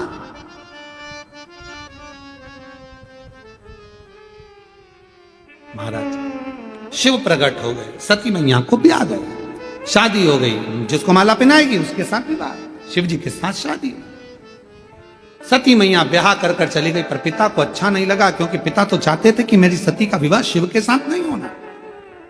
शमशान का निवासी, कैलाश पर निवास करने वाले भगवान देवादिदेव महादेव के साथ में बेटी नहीं ब्याहना चाहते। समय आया, एक सभा रखी, शिव जी का उसमें अपमान कर दिया।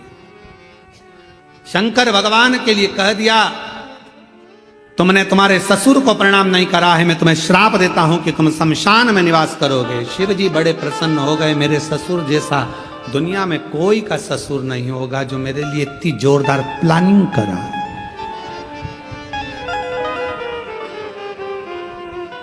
इतनी जोरदार प्लानिंग कौन का ससुर करेगा? मुझे प्लाट दिया तो शमशान में दिया, जिस पे कोई कब्जा ही नहीं करेगा, उसमें क्या? अगर तुम्हारा ससुर तुमको शमशान के अंदर प्लाट दे दे तो तुम झगड़ा कर लो, तेरे पापा ने ऐसा कर दिया, मेरे को शमशान में प्लाट दे दिया, साहब सबको अच्छी जगह दिया, मुझे शमशान में दिया, शमशान में क्या करूंगा मकान बना के? कोई शमशान में मकान बनता है क्या? पर शंकर भगवान को श्राप लगा, हे शिव मैं तुझे श्राप देता हूं, तुम शमशान में निवास करोगे।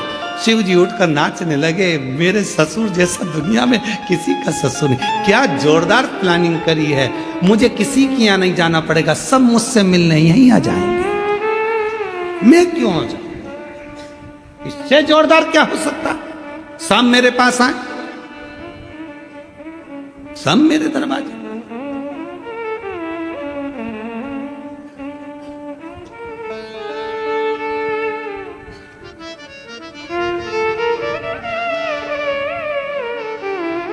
शिव जी आनंद में जी, श्राप प्राप्त करने के बाद भी उनका समय आया, यज्ञ रखा, शिव जी को नहीं बुलाया, सती माता जलकर उस यज्ञ की अग्नि में बस। शिव जी को क्रोध आ गया, उन्होंने अपनी जटा से वीरभद्र को उत्पन्न कर दिया। वीरभद्र कौन है? वीरभद्र कौन था? ये वीरभद्र कहां से आया था? ये वीरभद्र शिव जी की जटा में कैसे आकर बैठ गया? ये वीरभद्र कौन है? कौन? समझने वाले बात निकाला। स्कंद पुराण का केदार खंड कह रहा है,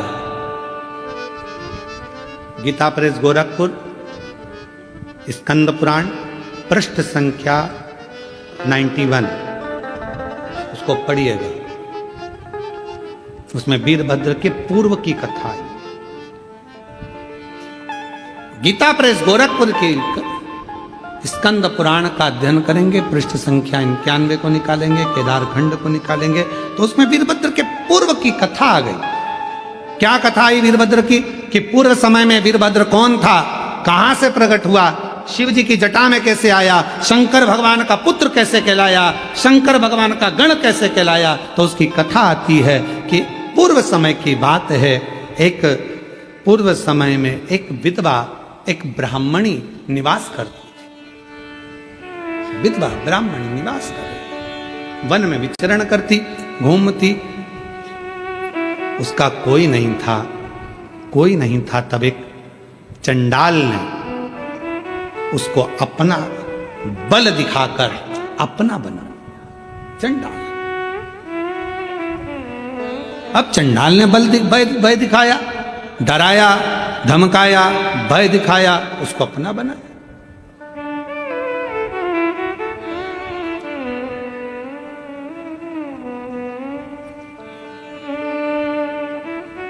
और जब चंडाल ने भय दिखाया और भय दिखाकर चंडाल ने जब उसको डराना प्रारंभ किया, तब वो विधवा ब्राह्मणी उसके अधीन हो गई, उसके अधीन।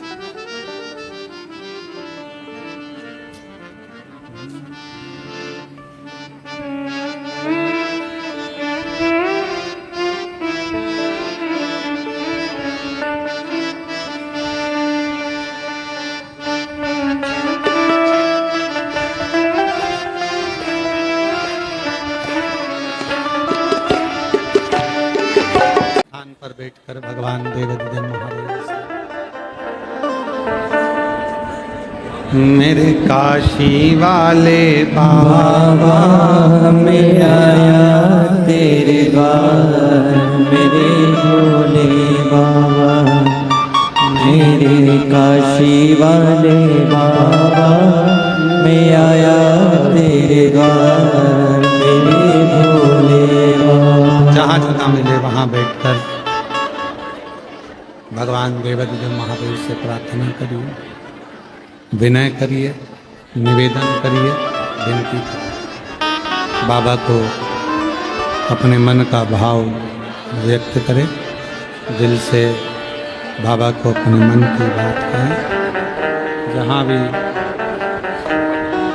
जगह मिले बैठकर शिव जी को हृदय से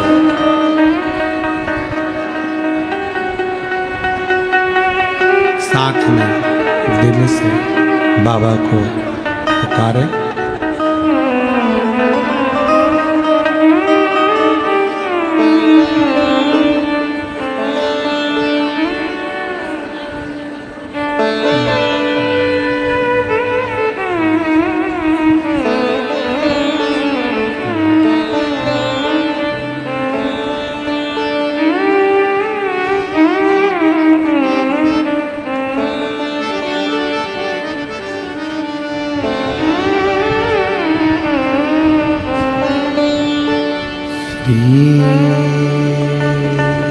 शिवाय नमस्तु श्री शिवाय नमस्तु श्री शिवाय नमस्तु श्री शिवाय नमस्तु श्री शिवाय नमस्तु भोला। बाबा देवादिदेव महादेव भगवान शिव, ओगरदानी, त्रिकालदर्शी, कैलाशी, विनाशी भगवान शंकर, दया सागर, करुणा सागर शिव की कथा कर रहे हैं। महापुराण की कथा वर्णन कर रही है।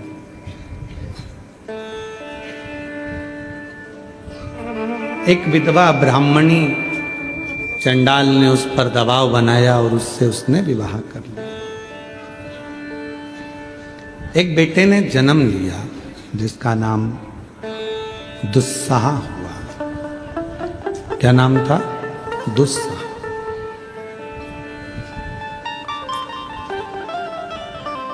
उस ब्राह्मणी के गर्भ से चंडाल के द्वारा एक बेटा जन्म लिया जिसका नाम दुस्साह था। वो बालक दुनिया के सारे बेकार काम करता था, कोई भी कार्य उसने अच्छा नहीं किया। मदिरापान, वेश्यावृत्ति, जुआ, मांसाहार, जो जो गलत काम होते हैं सब उसने किया।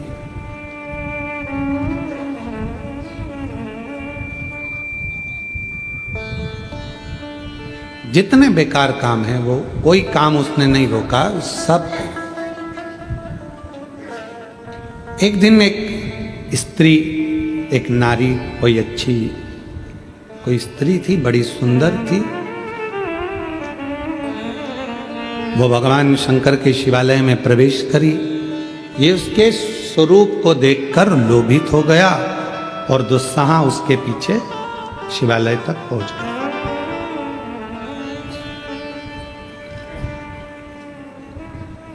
अब चंडाल का पुत्र है, भले मां ब्राह्मणी हो पर विवाह तो चंडाल से हुआ और वृत्ति भी वैसी की वैसी हो गई।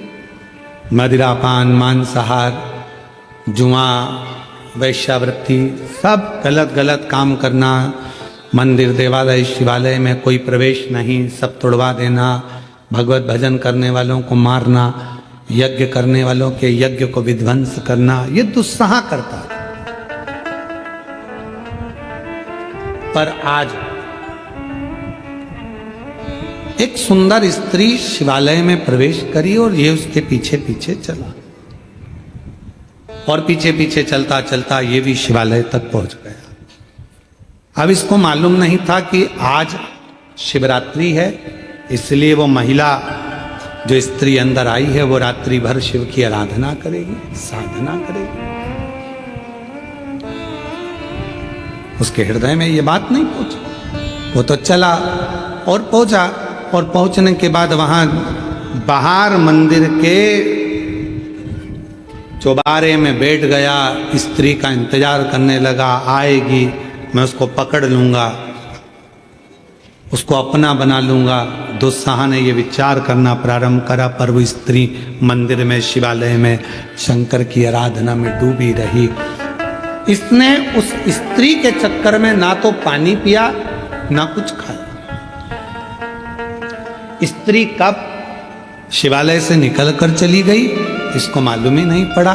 ये उस स्त्री के चक्कर में वहीं पर बैठा रहा, नेत्र खुलते नहीं, विश्राम कर रहा, फिर जागा, फिर स्त्री के चक्कर में बैठा रहा। पूरी रात, पूरा दिन वो शिवालय में बैठा रहा, ना खाया ना पिया, ना कुछ पाता ना कुछ। ऐसी प्रभु कृपा हो गई, ऐसी करुणा हो गई, ऐसी कृपा शंकर जी की हो गई कि दुस्साह के सामने, शिवलिंग तो मंदिर के अंदर था पर जहां दुस्साह बैठा हुआ था उसी जगह पर भगवान एक शिवलिंग के रूप में प्रकट हो गए। उसी दुस्साह शिवलिंग के रूप में दुस्साह ने नेत्र खोले, पूछा, तुम कौन हो? आप कौन? कहा, जिनके मंदिर में तू बैठा है। दुस्साह ने हंसकर कहा, किनका मंदिर है? उसको यह भी नहीं मालूम कि मंदिर किसका, किसका मंदिर है।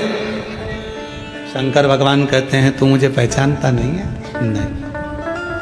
शिव, शंकर, ओघड़ी। ओ मेरी माता के मुख से मैंने कभी कभी सुना है आपके बारे में, पर कभी आपके मंदिर नहीं गया, कभी आपका शिवालय नहीं देखा था मैंने, कभी मैंने शिवालय में प्रवेश नहीं किया था। पर एक बात समझ में नहीं आती, मैं वेश्यागामी हूँ, मैं मदिरापान करता हूँ, मैं जुआ खेलता हूँ, मैं मांसाहार करता हूँ, सारे दुनिया के गलत काम मैं करता हूँ, पर एक बात समझ में नहीं आती मुझको कि मेरे जैसे पापी पर आपने कृपा कर कर दर्शन कैसे दे दिए। शिव जी कहने लगे, सुबह एक स्त्री के लिए तू यहाँ आया था, तूने कुछ खाया नहीं, पिया नहीं, इंतजार करता रहा, तुझे मालूम नहीं था आज शिवरात्रि है और पूरी रात तू जगता रहा। मुझे लगा कि मेरे लिए जग रहा, मुझे लगा मेरे लिए जग रहा, पर मैं तो उस स्त्री के लिए जग रहा था। कभी भी किसी के लिए भी जगह पर जगा तो शिवरात्रि पर तू रात्रि भर बैठा तो मेरे इंतजार में, आपके नहीं, स्त्री के। भगवान बोले भले स्त्री के इंतजार में बैठा, पर बैठा तो मंदिर में ही, शिवालय में ही। कहां बैठा ये तुझे मालूम है? हाँ, मंदिर है, शिवालय है, वो अंदर गई है पूजन करने के लिए। शंकर जी बोले अंदर नहीं गई, निकल के बाहर गई। तो वो बोला मेरे को तो दिखी नहीं। शंकर भगवान बोले या तो वो दिख जाती या मैं दिख जाता, दो में से एक दिखते।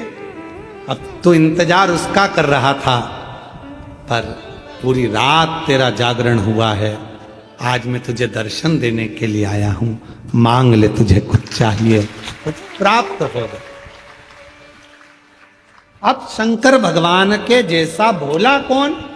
स्त्री का इंतजार कर रहे हैं, उस लड़की का इंतजार हो रहा है, और इंतजार भी कहां हो रहा है? शिवालय में। फिर भी भगवान शिव करुणा कर, और तेरी दया का कब कृपा करेगा, कैसे कृपा करेगा? अब जरा विचार करिए, शिवरात्रि का दिन, दिन भर बैठा, रात भर बैठा, स्त्री के चक्कर में बैठा, तो भी शिव का दर्शन हो गया। अब जब वो स्त्री के चक्कर में बैठा था शंकर के शिवालय में, तो उसको भगवान मिल गए। तो तुम 3 घंटा शिव जी की कथा में बैठे हो, तो क्या परमात्मा नहीं मिलेगा?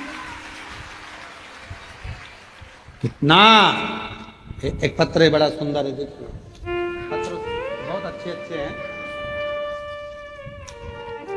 पहले तो मैं कल्पना दत्तात्रेय चौधरी जी को आमंत्रित करता हूं, जिन्होंने पिताजी के जाने के बाद शिव को पिता मानकर, परिस्थिति ऐसी नहीं थी कि कुछ किसी को खिला सकें, 40 रुपए की चॉकलेट खरीद कर बांटी थी शिव महापुराण में, और बाबा ने ऐसा हाथ पकड़ा कि कोई कमी नहीं छोड़ी।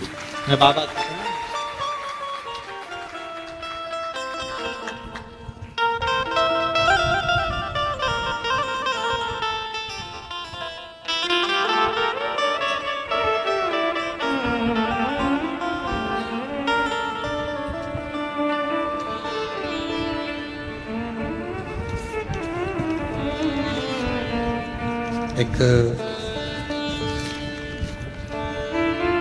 मैं स्वाति सुदर्शन गहरवार राजपूत, कहीं बैठे हो हाथ हिला सकते हैं आप। नहीं बाबू आया है साथ में, ले आइए। जलगांव महाराष्ट्र से हैं। भोले बाबा की कृपा का मैं क्या वर्णन करूं। 2024 में मैंने सीहोर की कावड़ भरी थी, पुत्र प्राप्ति के लिए, संतान के लिए। बाबा ऐसी कृपा बाबा ने कर दी कि मेरे यहाँ 19/6/2025 को जो मैंने कावड़ यात्रा में मांगा था, मेरे बाबा ने कृपा कर कर मेरे घर में पुत्र की प्राप्ति करा। बेटे का स्वास्थ्य ज्यादा खराब था, डॉक्टरों ने उसका जवाब दिया, पर मेरे शिव पर भरोसा था। बाबा की कृपा से मेरा बेटा स्वस्थ हुआ। मैं बाबा को प्रणाम करने के लिए आई हूं। एक पत्र और है।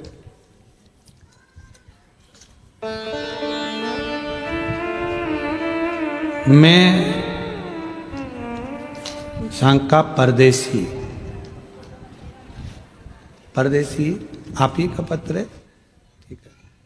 शाका परदेसी नाम है, शोभा, अच्छा, शोभा परदेसी। मेरा मोबाइल नंबर ये है। मैं बाबा को प्रणाम करने के लिए आई हूं। मुझे जीवन दूसरा मेरे बाबा ने दिया है। बाबा, मेरे जीवन में बहुत से तकलीफ थी। 2007 से कैंसर पीड़ित हूं। 2008 में थायराइड हुआ, 2015 में शुगर हो गई और सारी बीमारियों से ग्रसित हो गई। डॉक्टर ने तो समय दे दिया था कि बचूंगी नहीं, पर 2007 से आपकी कथा को सुन रही हूं और शिव की कृपा से ऐसा कोई उपाय नहीं जो मैं नहीं करती हूं। टीवी पर तो अभी कथा आना प्रारंभ हुई, पर आपको मोबाइल पर पहले से सुन रही हूं। शिव की कृपा से बाबा ने ऐसी करुणा कर दी गुरुदेव, बड़े से बड़े तकलीफ आई, सारी तकलीफें मेरे बाबा ने झेल ली और आज 2007 से अभी तक आप ही के उपाय को करती करती मैंने कैंसर को भी हराया, थायराइड को भी हराया, शुगर को भी हराया और आज मैं पूर्ण तरह से स्वस्थ हूं। आ जाओ बेटा, बेलपत्र एक पत्र और है।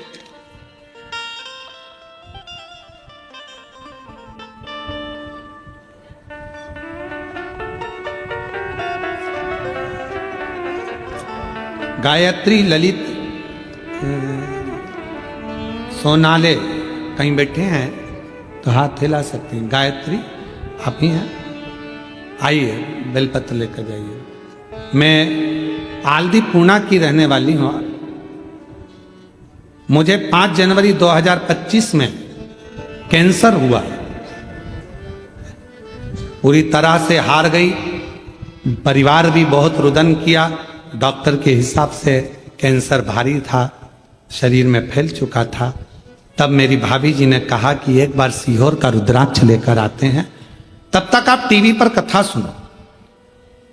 टीवी पर कथा सुनना प्रारंभ करी शिव पुराण की। भाभी गई सीहोर, रुद्राक्ष लाई, पानी में गलाते तांबे के लोटे में, शिव जी को चढ़ाकर आचमन कर लेते। शिव जी का चढ़ा हुआ जल पीना प्रारंभ करा, बेलपत्र खाना प्रारंभ करा और बाबा की कृपा से फिर वापिस जनवरी में कैंसर हुआ, अगस्त में फिर वापिस जांच कराई तो बाबा की कृपा से पूरा कैंसर खत्म हो गया, नील रिपोर्ट आ गई। मैं बाबा को प्रणाम करने के लिए आ जाइए, लाइन से आ जाइए। जनवरी में कैंसर हुआ, सारे शरीर में फैला। बाबा की कृपा से अगस्त 2025 को नील रिपोर्ट आ गई, पूरा कैंसर समाप्त हुआ।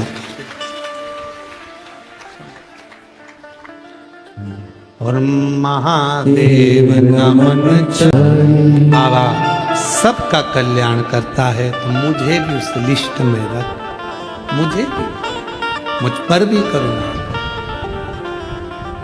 मुझ पर भी दया, तू करुणा सागर। दुस्साह दर्शन किया शिव जी का, वर मांग ले तुझे क्या दूं? उसने कहा कुछ मत दो।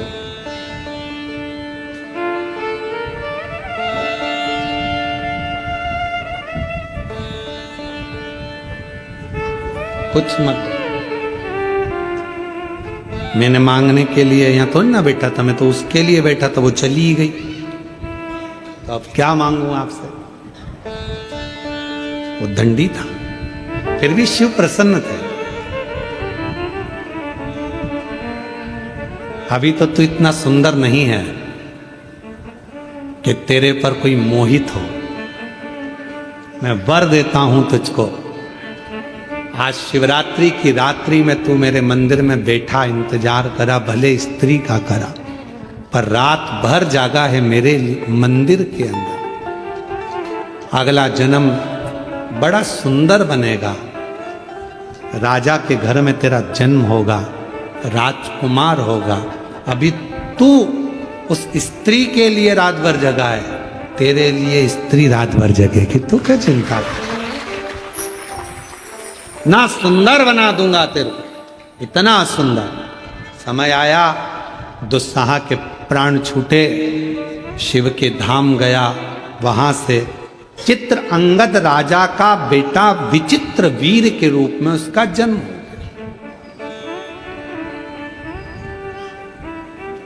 उसका नाम पड़ा विचित्र वीर, जो चित्रंगद का बेटा था।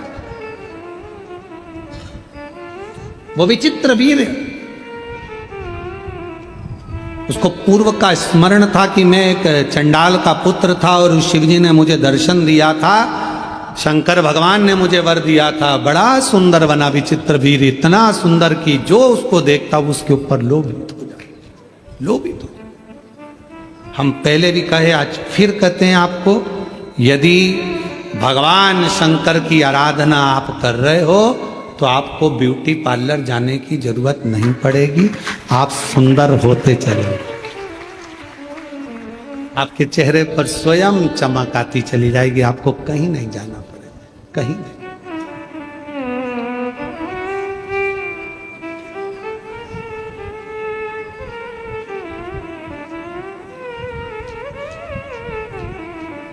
आप शिव की भक्ति करो, कोई आपको चाहे स्मरण करे ना करे, पर भगवान की भक्ति अविरल भक्ति होता है। कई बार एक चेला गुरुजी के पास गया, गुरुजी से कहा गुरुजी मुझे तुम्हारा फोटो चाहिए। गुरुजी ने कहा मेरे फोटो का क्या करेगा, मैं जिंदा हूं तो फोटो का क्या काम। नहीं गुरुजी दुकान पे लगाने के लिए चाहिए। गुरुजी ने कहा दुकान पे क्यों लगाना। अरे गुरुजी ग्राहक आते हैं तो उनके सामने कई बार कसम खाना पड़ती है, तो तुम्हारा फोटो लगा रहेगा तो हर कभी खा लूंगा। गुरुजी की कसम। गुरुजी बोले तेरे बाप की खा, तेरी माता की कसम खा, मेरी क्यों खाए उल्टा। अरे गुरुजी अब पापा मम्मी की कसम नहीं खा सकता, वो मेरी कसम खाता हूं, 2 बार खाई, उन्होंने मेरे को जूते से धो दिया, इसलिए पापा मम्मी की नहीं खाऊंगा, आपकी खा।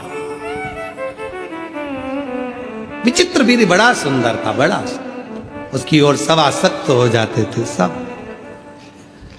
अब शिव आराधना नहीं भूला, उसको मालूम था जो मिला है ये उसकी कृपा से मिला, उसको इस चीज का भान हो गया था ये मेरा नहीं है, ये सब शिव जी का दिया हुआ है, भगवान शंकर का दिया हुआ है, ये मेरा कुछ नहीं है।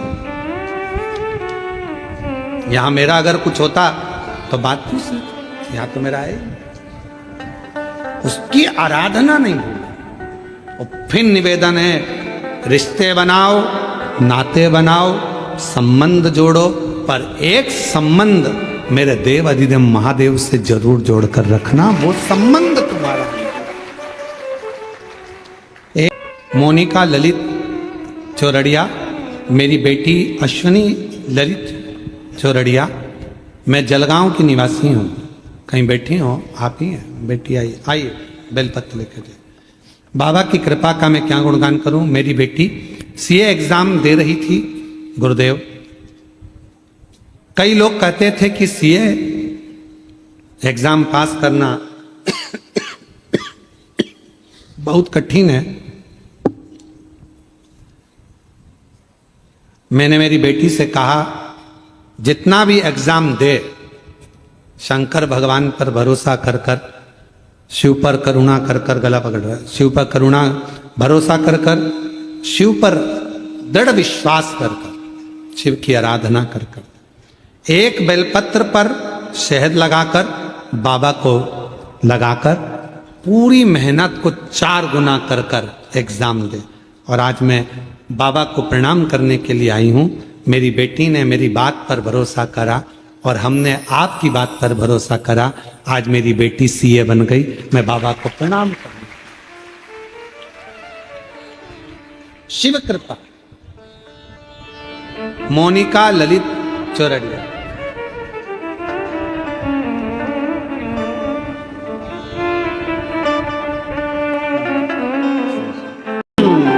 शिव से जोड़ो, परमात्मा से, भगवान से। जब आप भगवान से संबंध जोड़ लोगे, तुम्हारी जिंदगी के जितने दुख हैं, जितनी तकलीफ है, जितने कष्ट हैं, जितने रोग हैं, जितनी बीमारी है, सब अपने आप कटना प्रारंभ।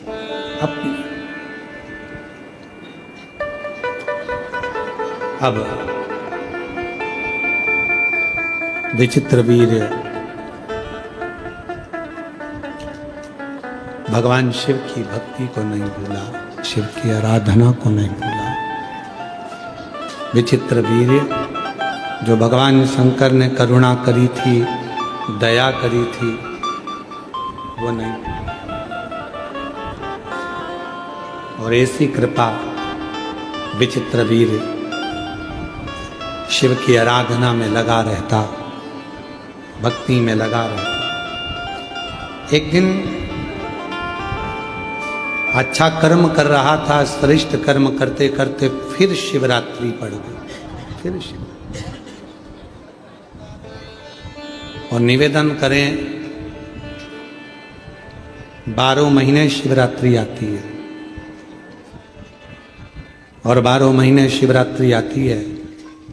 आप भूलवश भी, अनायास भी अगर यदि शंकर भगवान को एक लोटा जल समर्पित कर रहे हो, आपको याद है नहीं है, स्मरण में है नहीं है, पता नहीं, पर मेरा शिव, मेरा शंकर, मेरा उघड़दानी, मेरा त्रिकालदर्शी, मेरा कैलाशी, मेरा अविनाशी शंकर करुणा जरूर करता, शिव कृपा जरूर। विचित्र वीर के प्राण छूटने का समय आया। शंकर भगवान उसको दर्शन देने के लिए फिर पहुंच गए। पूछा,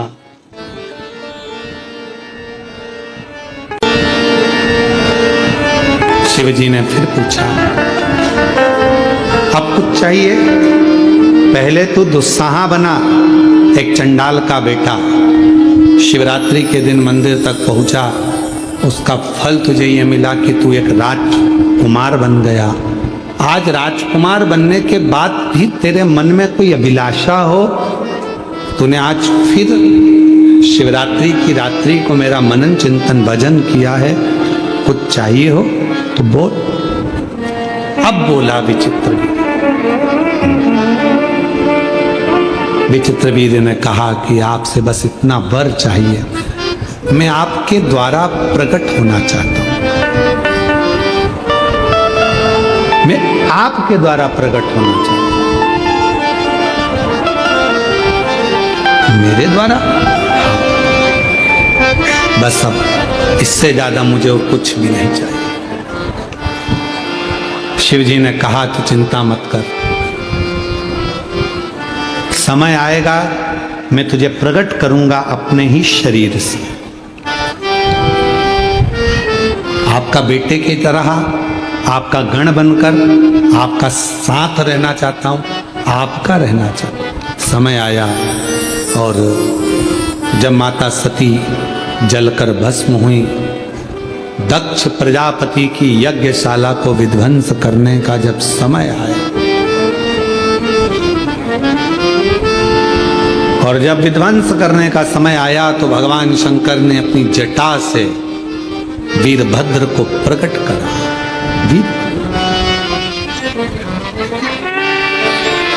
ये जो विचित्र वीर है, यही जो दुस्साहा बना, विचित्र वीर बना, फिर बाद में वही भगवान शंकर की जटा से प्रकट होकर वीरभद्र बन गया। वही शिव जी ने अपना गण बना लिया, शंकर भगवान ने उसको अपना बनाकर अपना स्वीकार कर लिया, अपने ये मेरा है। जाओ वीरभद्र, पूरी यज्ञशाला को विध्वंस कर दो। और वीरभद्र ने जाकर पूरी यज्ञशाला को विध्वंस किया। जो सती माता जलकर भस्म हुई थी, वही हिमालय राज के घर में मैनावती जी के गर्भ से पार्वती के नाम से विख्यात हो गए। घोर तप माता पार्वती जी ने करा और उस तप साधना से भगवान शिव उनको पति के रूप में मिले। भगवान देवाधिदेव महादेव माँ पार्वती जी के साथ पधार रहे हैं। जोरदार ताली बजाकर स्वागत करिए। सुंदर भगवान शंकर पार्वती मंगल विवाह हो रहा है। माँ पार्वती जी शिव जी के गले में सुंदर जयमाला पिना रही हैं। जोरदार ताली बजाकर स्वागत करिए। और भगवान शंकर माँ पार्वती जी के गले में जयमाला पिना रहे हैं। हर हर महादेव। भगवान शंकर और पार्वती का मंगल विवाह हुआ। कल शरद पूर्णिमा महोत्सव है। सभी देशवासियों को, सनातनियों को शरद पूर्णिमा महोत्सव की बहुत बहुत बधाई हो।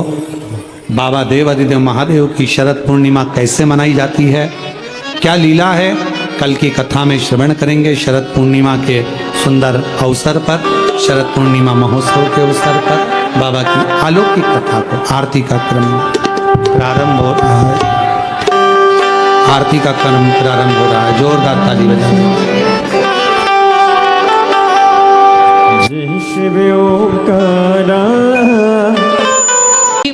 श्रीकांत जी सुभाष जी बोडरे माली, श्रीमती ममता श्रीकांत जी बोडरे माली कथा के मुख्य जजमान का पदभार ग्रहण कर न केवल अपने जीवन को कृतार्थ करा, अपितु समूचे जन समुदाय को ये सुंदर कथा श्रवण कराने का एक माध्यम आप बने। एक बार जोरदार स्वागत करें।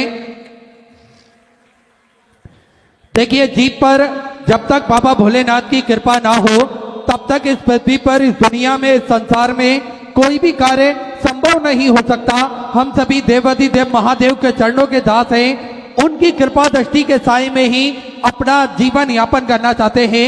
हम सभी महादेव के मंदिर जाएं, देवालय जाएं, भगवान का जल अभिषेक करें और अपने मन की बात, अपने हृदय की बात हम महादेव से कह सके। बड़ा ही सुंदर और सरल तरीका हम सभी को पूज्य गुरुदेव ने बताया है। एक लोटा जल सारी समस्याओं का हल। एक लोटा जल लेकर हम पास के मंदिर जाते हैं, देवालय जाते हैं, भगवान का जल अभिषेक करते हैं तो निश्चित ही सारी समस्याओं का निदान तो निकलता है।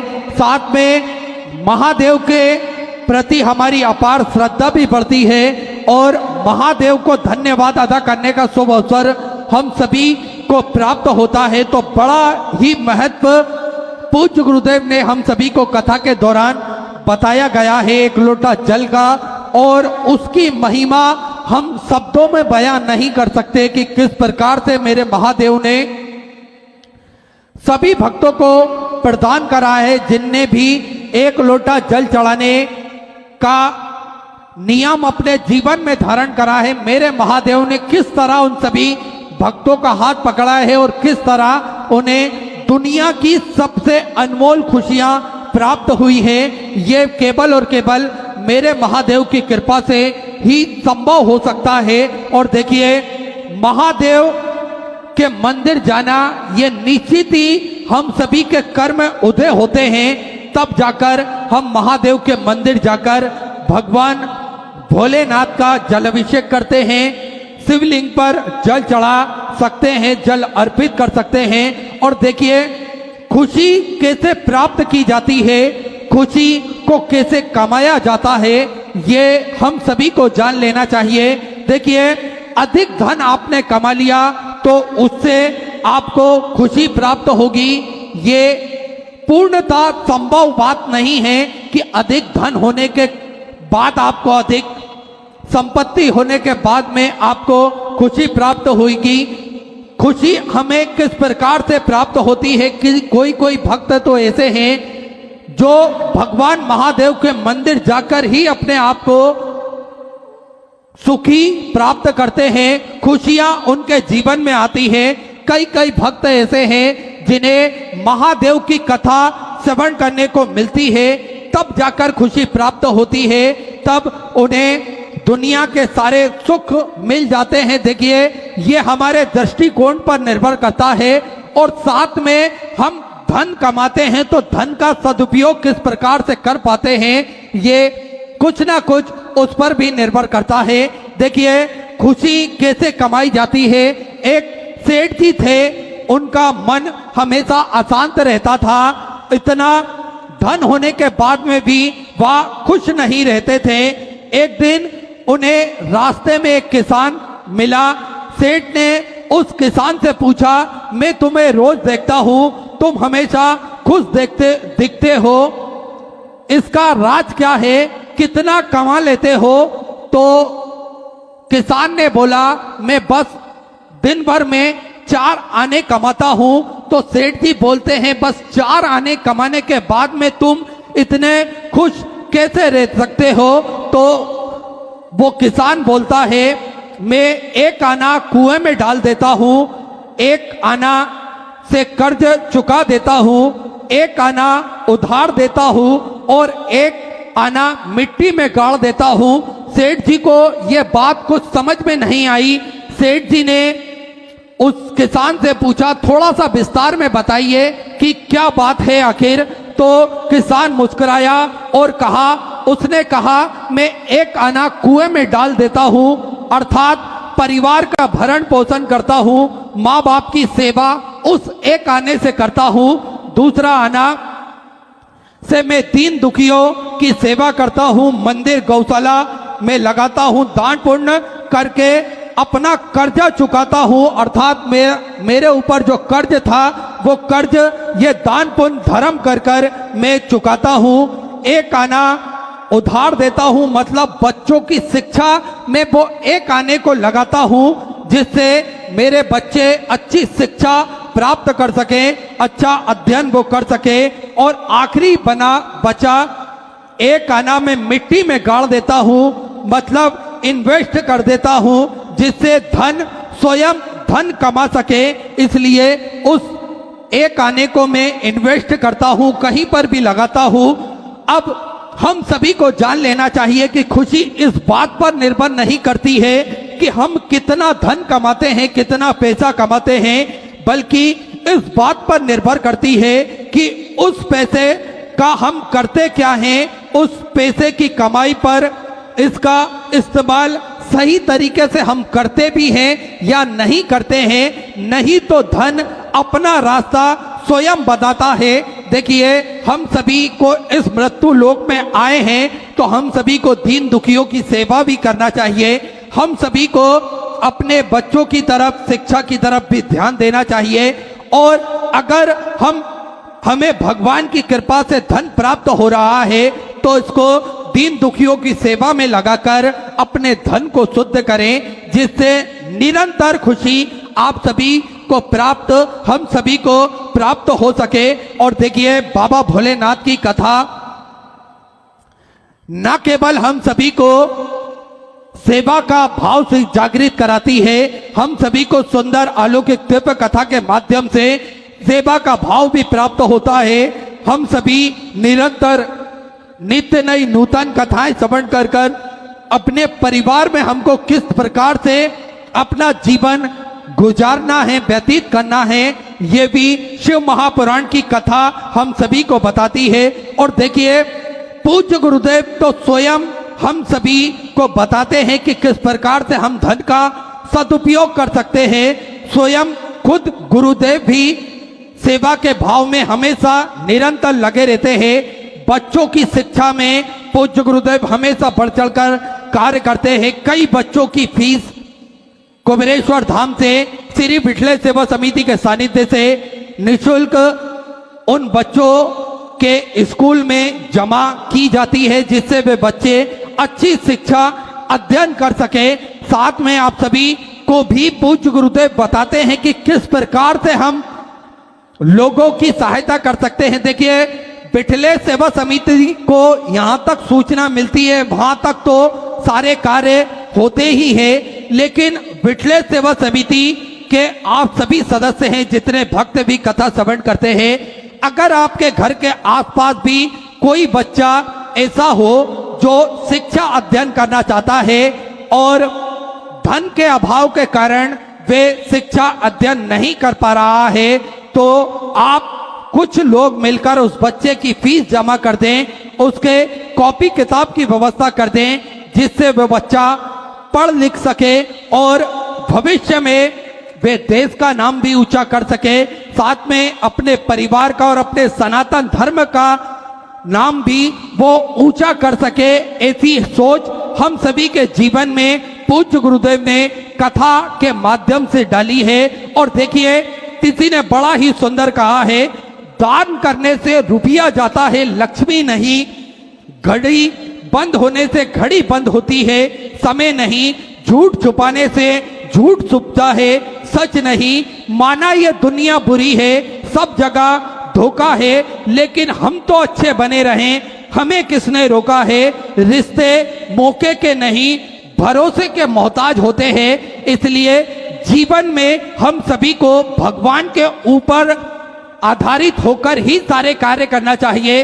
अगर भगवान ने हमें धन दिया है तो उस धन का सदुपयोग करें, दान पुण्य धर्म करें। अगर भगवान की कृपा से रिश्ते हमें मिले हैं तो निरंतर भरोसा इतना हम सभी को रखना चाहिए जिससे कहीं पर भी धोखे की गुंजाइश ना हो। तो निरंतर हम सभी महादेव की कथा श्रवण कर कर अपने जीवन को कृतार्थ करते हैं, आनंद में करते हैं। और आप सभी को ज्ञात है सिद्धपुर नगरी सीहोर की पावन धरा पर भव्य कुबेरेश्वर धाम की स्थापना होने जा रही है। ये एक ऐसा धाम बनने जा रहा है जो 12 ज्योतिर्लिंग के मध्य में केंद्र में स्थापित होगा। कंकड़ शंकर की यह पावन धरा, कंकड़ शंकर की यह पावन भूमि जप स्थली है, तप स्थली है, साधना स्थली है, आराधना स्थली है। भगवान की कृपा दृष्टि इस धरा पर हमेशा विद्यमान होती है। जो भी भक्त अपने मन की मुराद लेकर कुबेर भंडारी की धरा पर पहुंचता है, उनके चरणों में पहुंचता है, तो निश्चित ही मेरा कुबेर भंडारी, मेरा राजा धीराज महाकाल राजा कुछ ही दिनों में, कुछ ही महीनों में उन सभी भक्तों की मनोकामना पूर्ण कर देता है। उन सभी भक्तों का भंडार भरकर रख देता है, क्योंकि कंकड़ शंकर की यह पावन धरा, कंकड़ शंकर की यह पावन भूमि जप स्थली है। निरंतर भक्त आते हैं और कंकड़ के रूप में शंकर को पूजते हैं। और उन सभी को ज्ञात है कि किस प्रकार से महादेव निरंतर उन सभी भक्तों की मनोकामना पूर्ण कर देता है, उन सभी भक्तों का भंडार भर कर रख देता है। देखिए, भक्त आते तो हैं आंखों में आंसू लेकर, लेकिन उस धरा से जब वो निकलते हैं तो उनके चेहरे पर एक मुस्कान होती है, उनके मन में एक सुकून होता है, उनके मन में एक उत्साह होता है, उनके मन में एक विश्वास होता है कि मेरा कुबेर भंडारी, मेरा राजा धीराज महाकाल राजा मुझे हारने नहीं देगा, मुझे कहीं गिरने नहीं देगा, और वो अंधेरों के सागर से भी हमेशा मुझे निकाल कर लेकर आएगा। ऐसा विश्वास सभी के हृदय में विराजमान होता है। और देखिए, देवता हो, दानव हो, गंधर्व हो, राक्षस हो, सभी महादेव की शरण में जाते हैं। और महादेव इतने भोले भंडारी हैं कि सभी को वो अपनाते हैं और सभी का निरंतर ध्यान वो रखते हैं। ऐसी कृपा है मेरे कुबेर भंडारी की, मेरे राजा धीराज महाकाल राजा की। देखिए, अगर जीवन में देखिए हम सत्संग प्रतिदिन श्रवण करते हैं, शिव महापुराण की कथा प्रतिदिन श्रवण करते हैं, लेकिन हम अपना भविष्य नहीं बदल सकते। भविष्य बदलने के लिए क्या जरूरी है, ये हम सभी को जानना चाहिए। देखिए, हम अपना भविष्य नहीं बदल सकते, पर अपनी आदत जरूर बदल सकते हैं। तब निश्चित रूप से हमारी आदतें हमारा भविष्य बदल देगी। अर्थात एक लोटा जल चढ़ाने की आदत हमने अपने जीवन में धारण कर ली तो निश्चित ही हमारा भविष्य बदलेगा। निश्चित ही हम जो कार्य को बारे में सोचते हैं वे कार्य भी मेरे महादेव की कृपा से अवश्य सिद्ध हो गए। और कुबेर भंडारी की पावन धरा पर कई भक्त आते हैं, निरंतर कोई दंडवत प्रणाम करते हुए आता है, कोई घुटनों के बल पैदल चलता है, कोई सैकड़ों किलोमीटर दूर से पैदल चलकर आता है। देखिए, जब भक्तों के मनोव्रत पूर्ण होते हैं तब भक्त इस प्रकार के व्रत धारण करते हैं जिससे वे महादेव की कृपा का बखान कर कर सभी को बता सकते हैं। और देखिए, हम सभी को पत्रों के माध्यम से भी पता चलता है कि किस प्रकार से मेरे कुबेर भंडारी ने, मेरे राजा धीराज महाकाल राजा ने पूरा भंडार खोल के रख दिया है सभी भक्तों के लिए। उनकी शरणागति में जो भी भक्त पहुंचते हैं सभी की मनोकामना पूर्ण हो जाती है। सभी को दिल खोलकर मेरे महादेव आशीर्वाद प्रदान करते हैं। और देखिए, इस धरा पर, कुबेर भंडारी की पावन धरा पर सेवा का कार्य भी प्रतिदिन सुचारू रूप से चलता है, जिसमें लाखों, सैकड़ों, हजारों भक्त भोजन भंडारा ग्रहण करते हैं। साथ में स्वास्थ्य संबंधित सेवाएं भी प्रतिदिन सुचारू रूप से चलती हैं और अनेकों सेवाएं कुबेर भंडारी के चरणों में निरंतर सुचारू रूप से चलती है। देखिए, विश्व की सबसे बड़ी और भव्य भोजनशालाओं में से एक कुबेर भंडारी की भोजनशाला, जो कि नियमित रूप से सुचारू रूप से चलती है, जिसमें प्रतिदिन लाखों सैकड़ों हजारों भक्त भोजन भंडारे का आनंद लेकर अपने जीवन को कृतार्थ में करते हैं, आनंद में करते हैं। आप सभी को निरंतर ज्ञात है। आप भी इस भव्य भोजनशाला की सदस्यता ग्रहण कर सकते हैं। मात्र 21,000 रुपए की स्वीकृति देकर आप जीवन पर्यंत तक इसके सदस्य बन सकते हैं।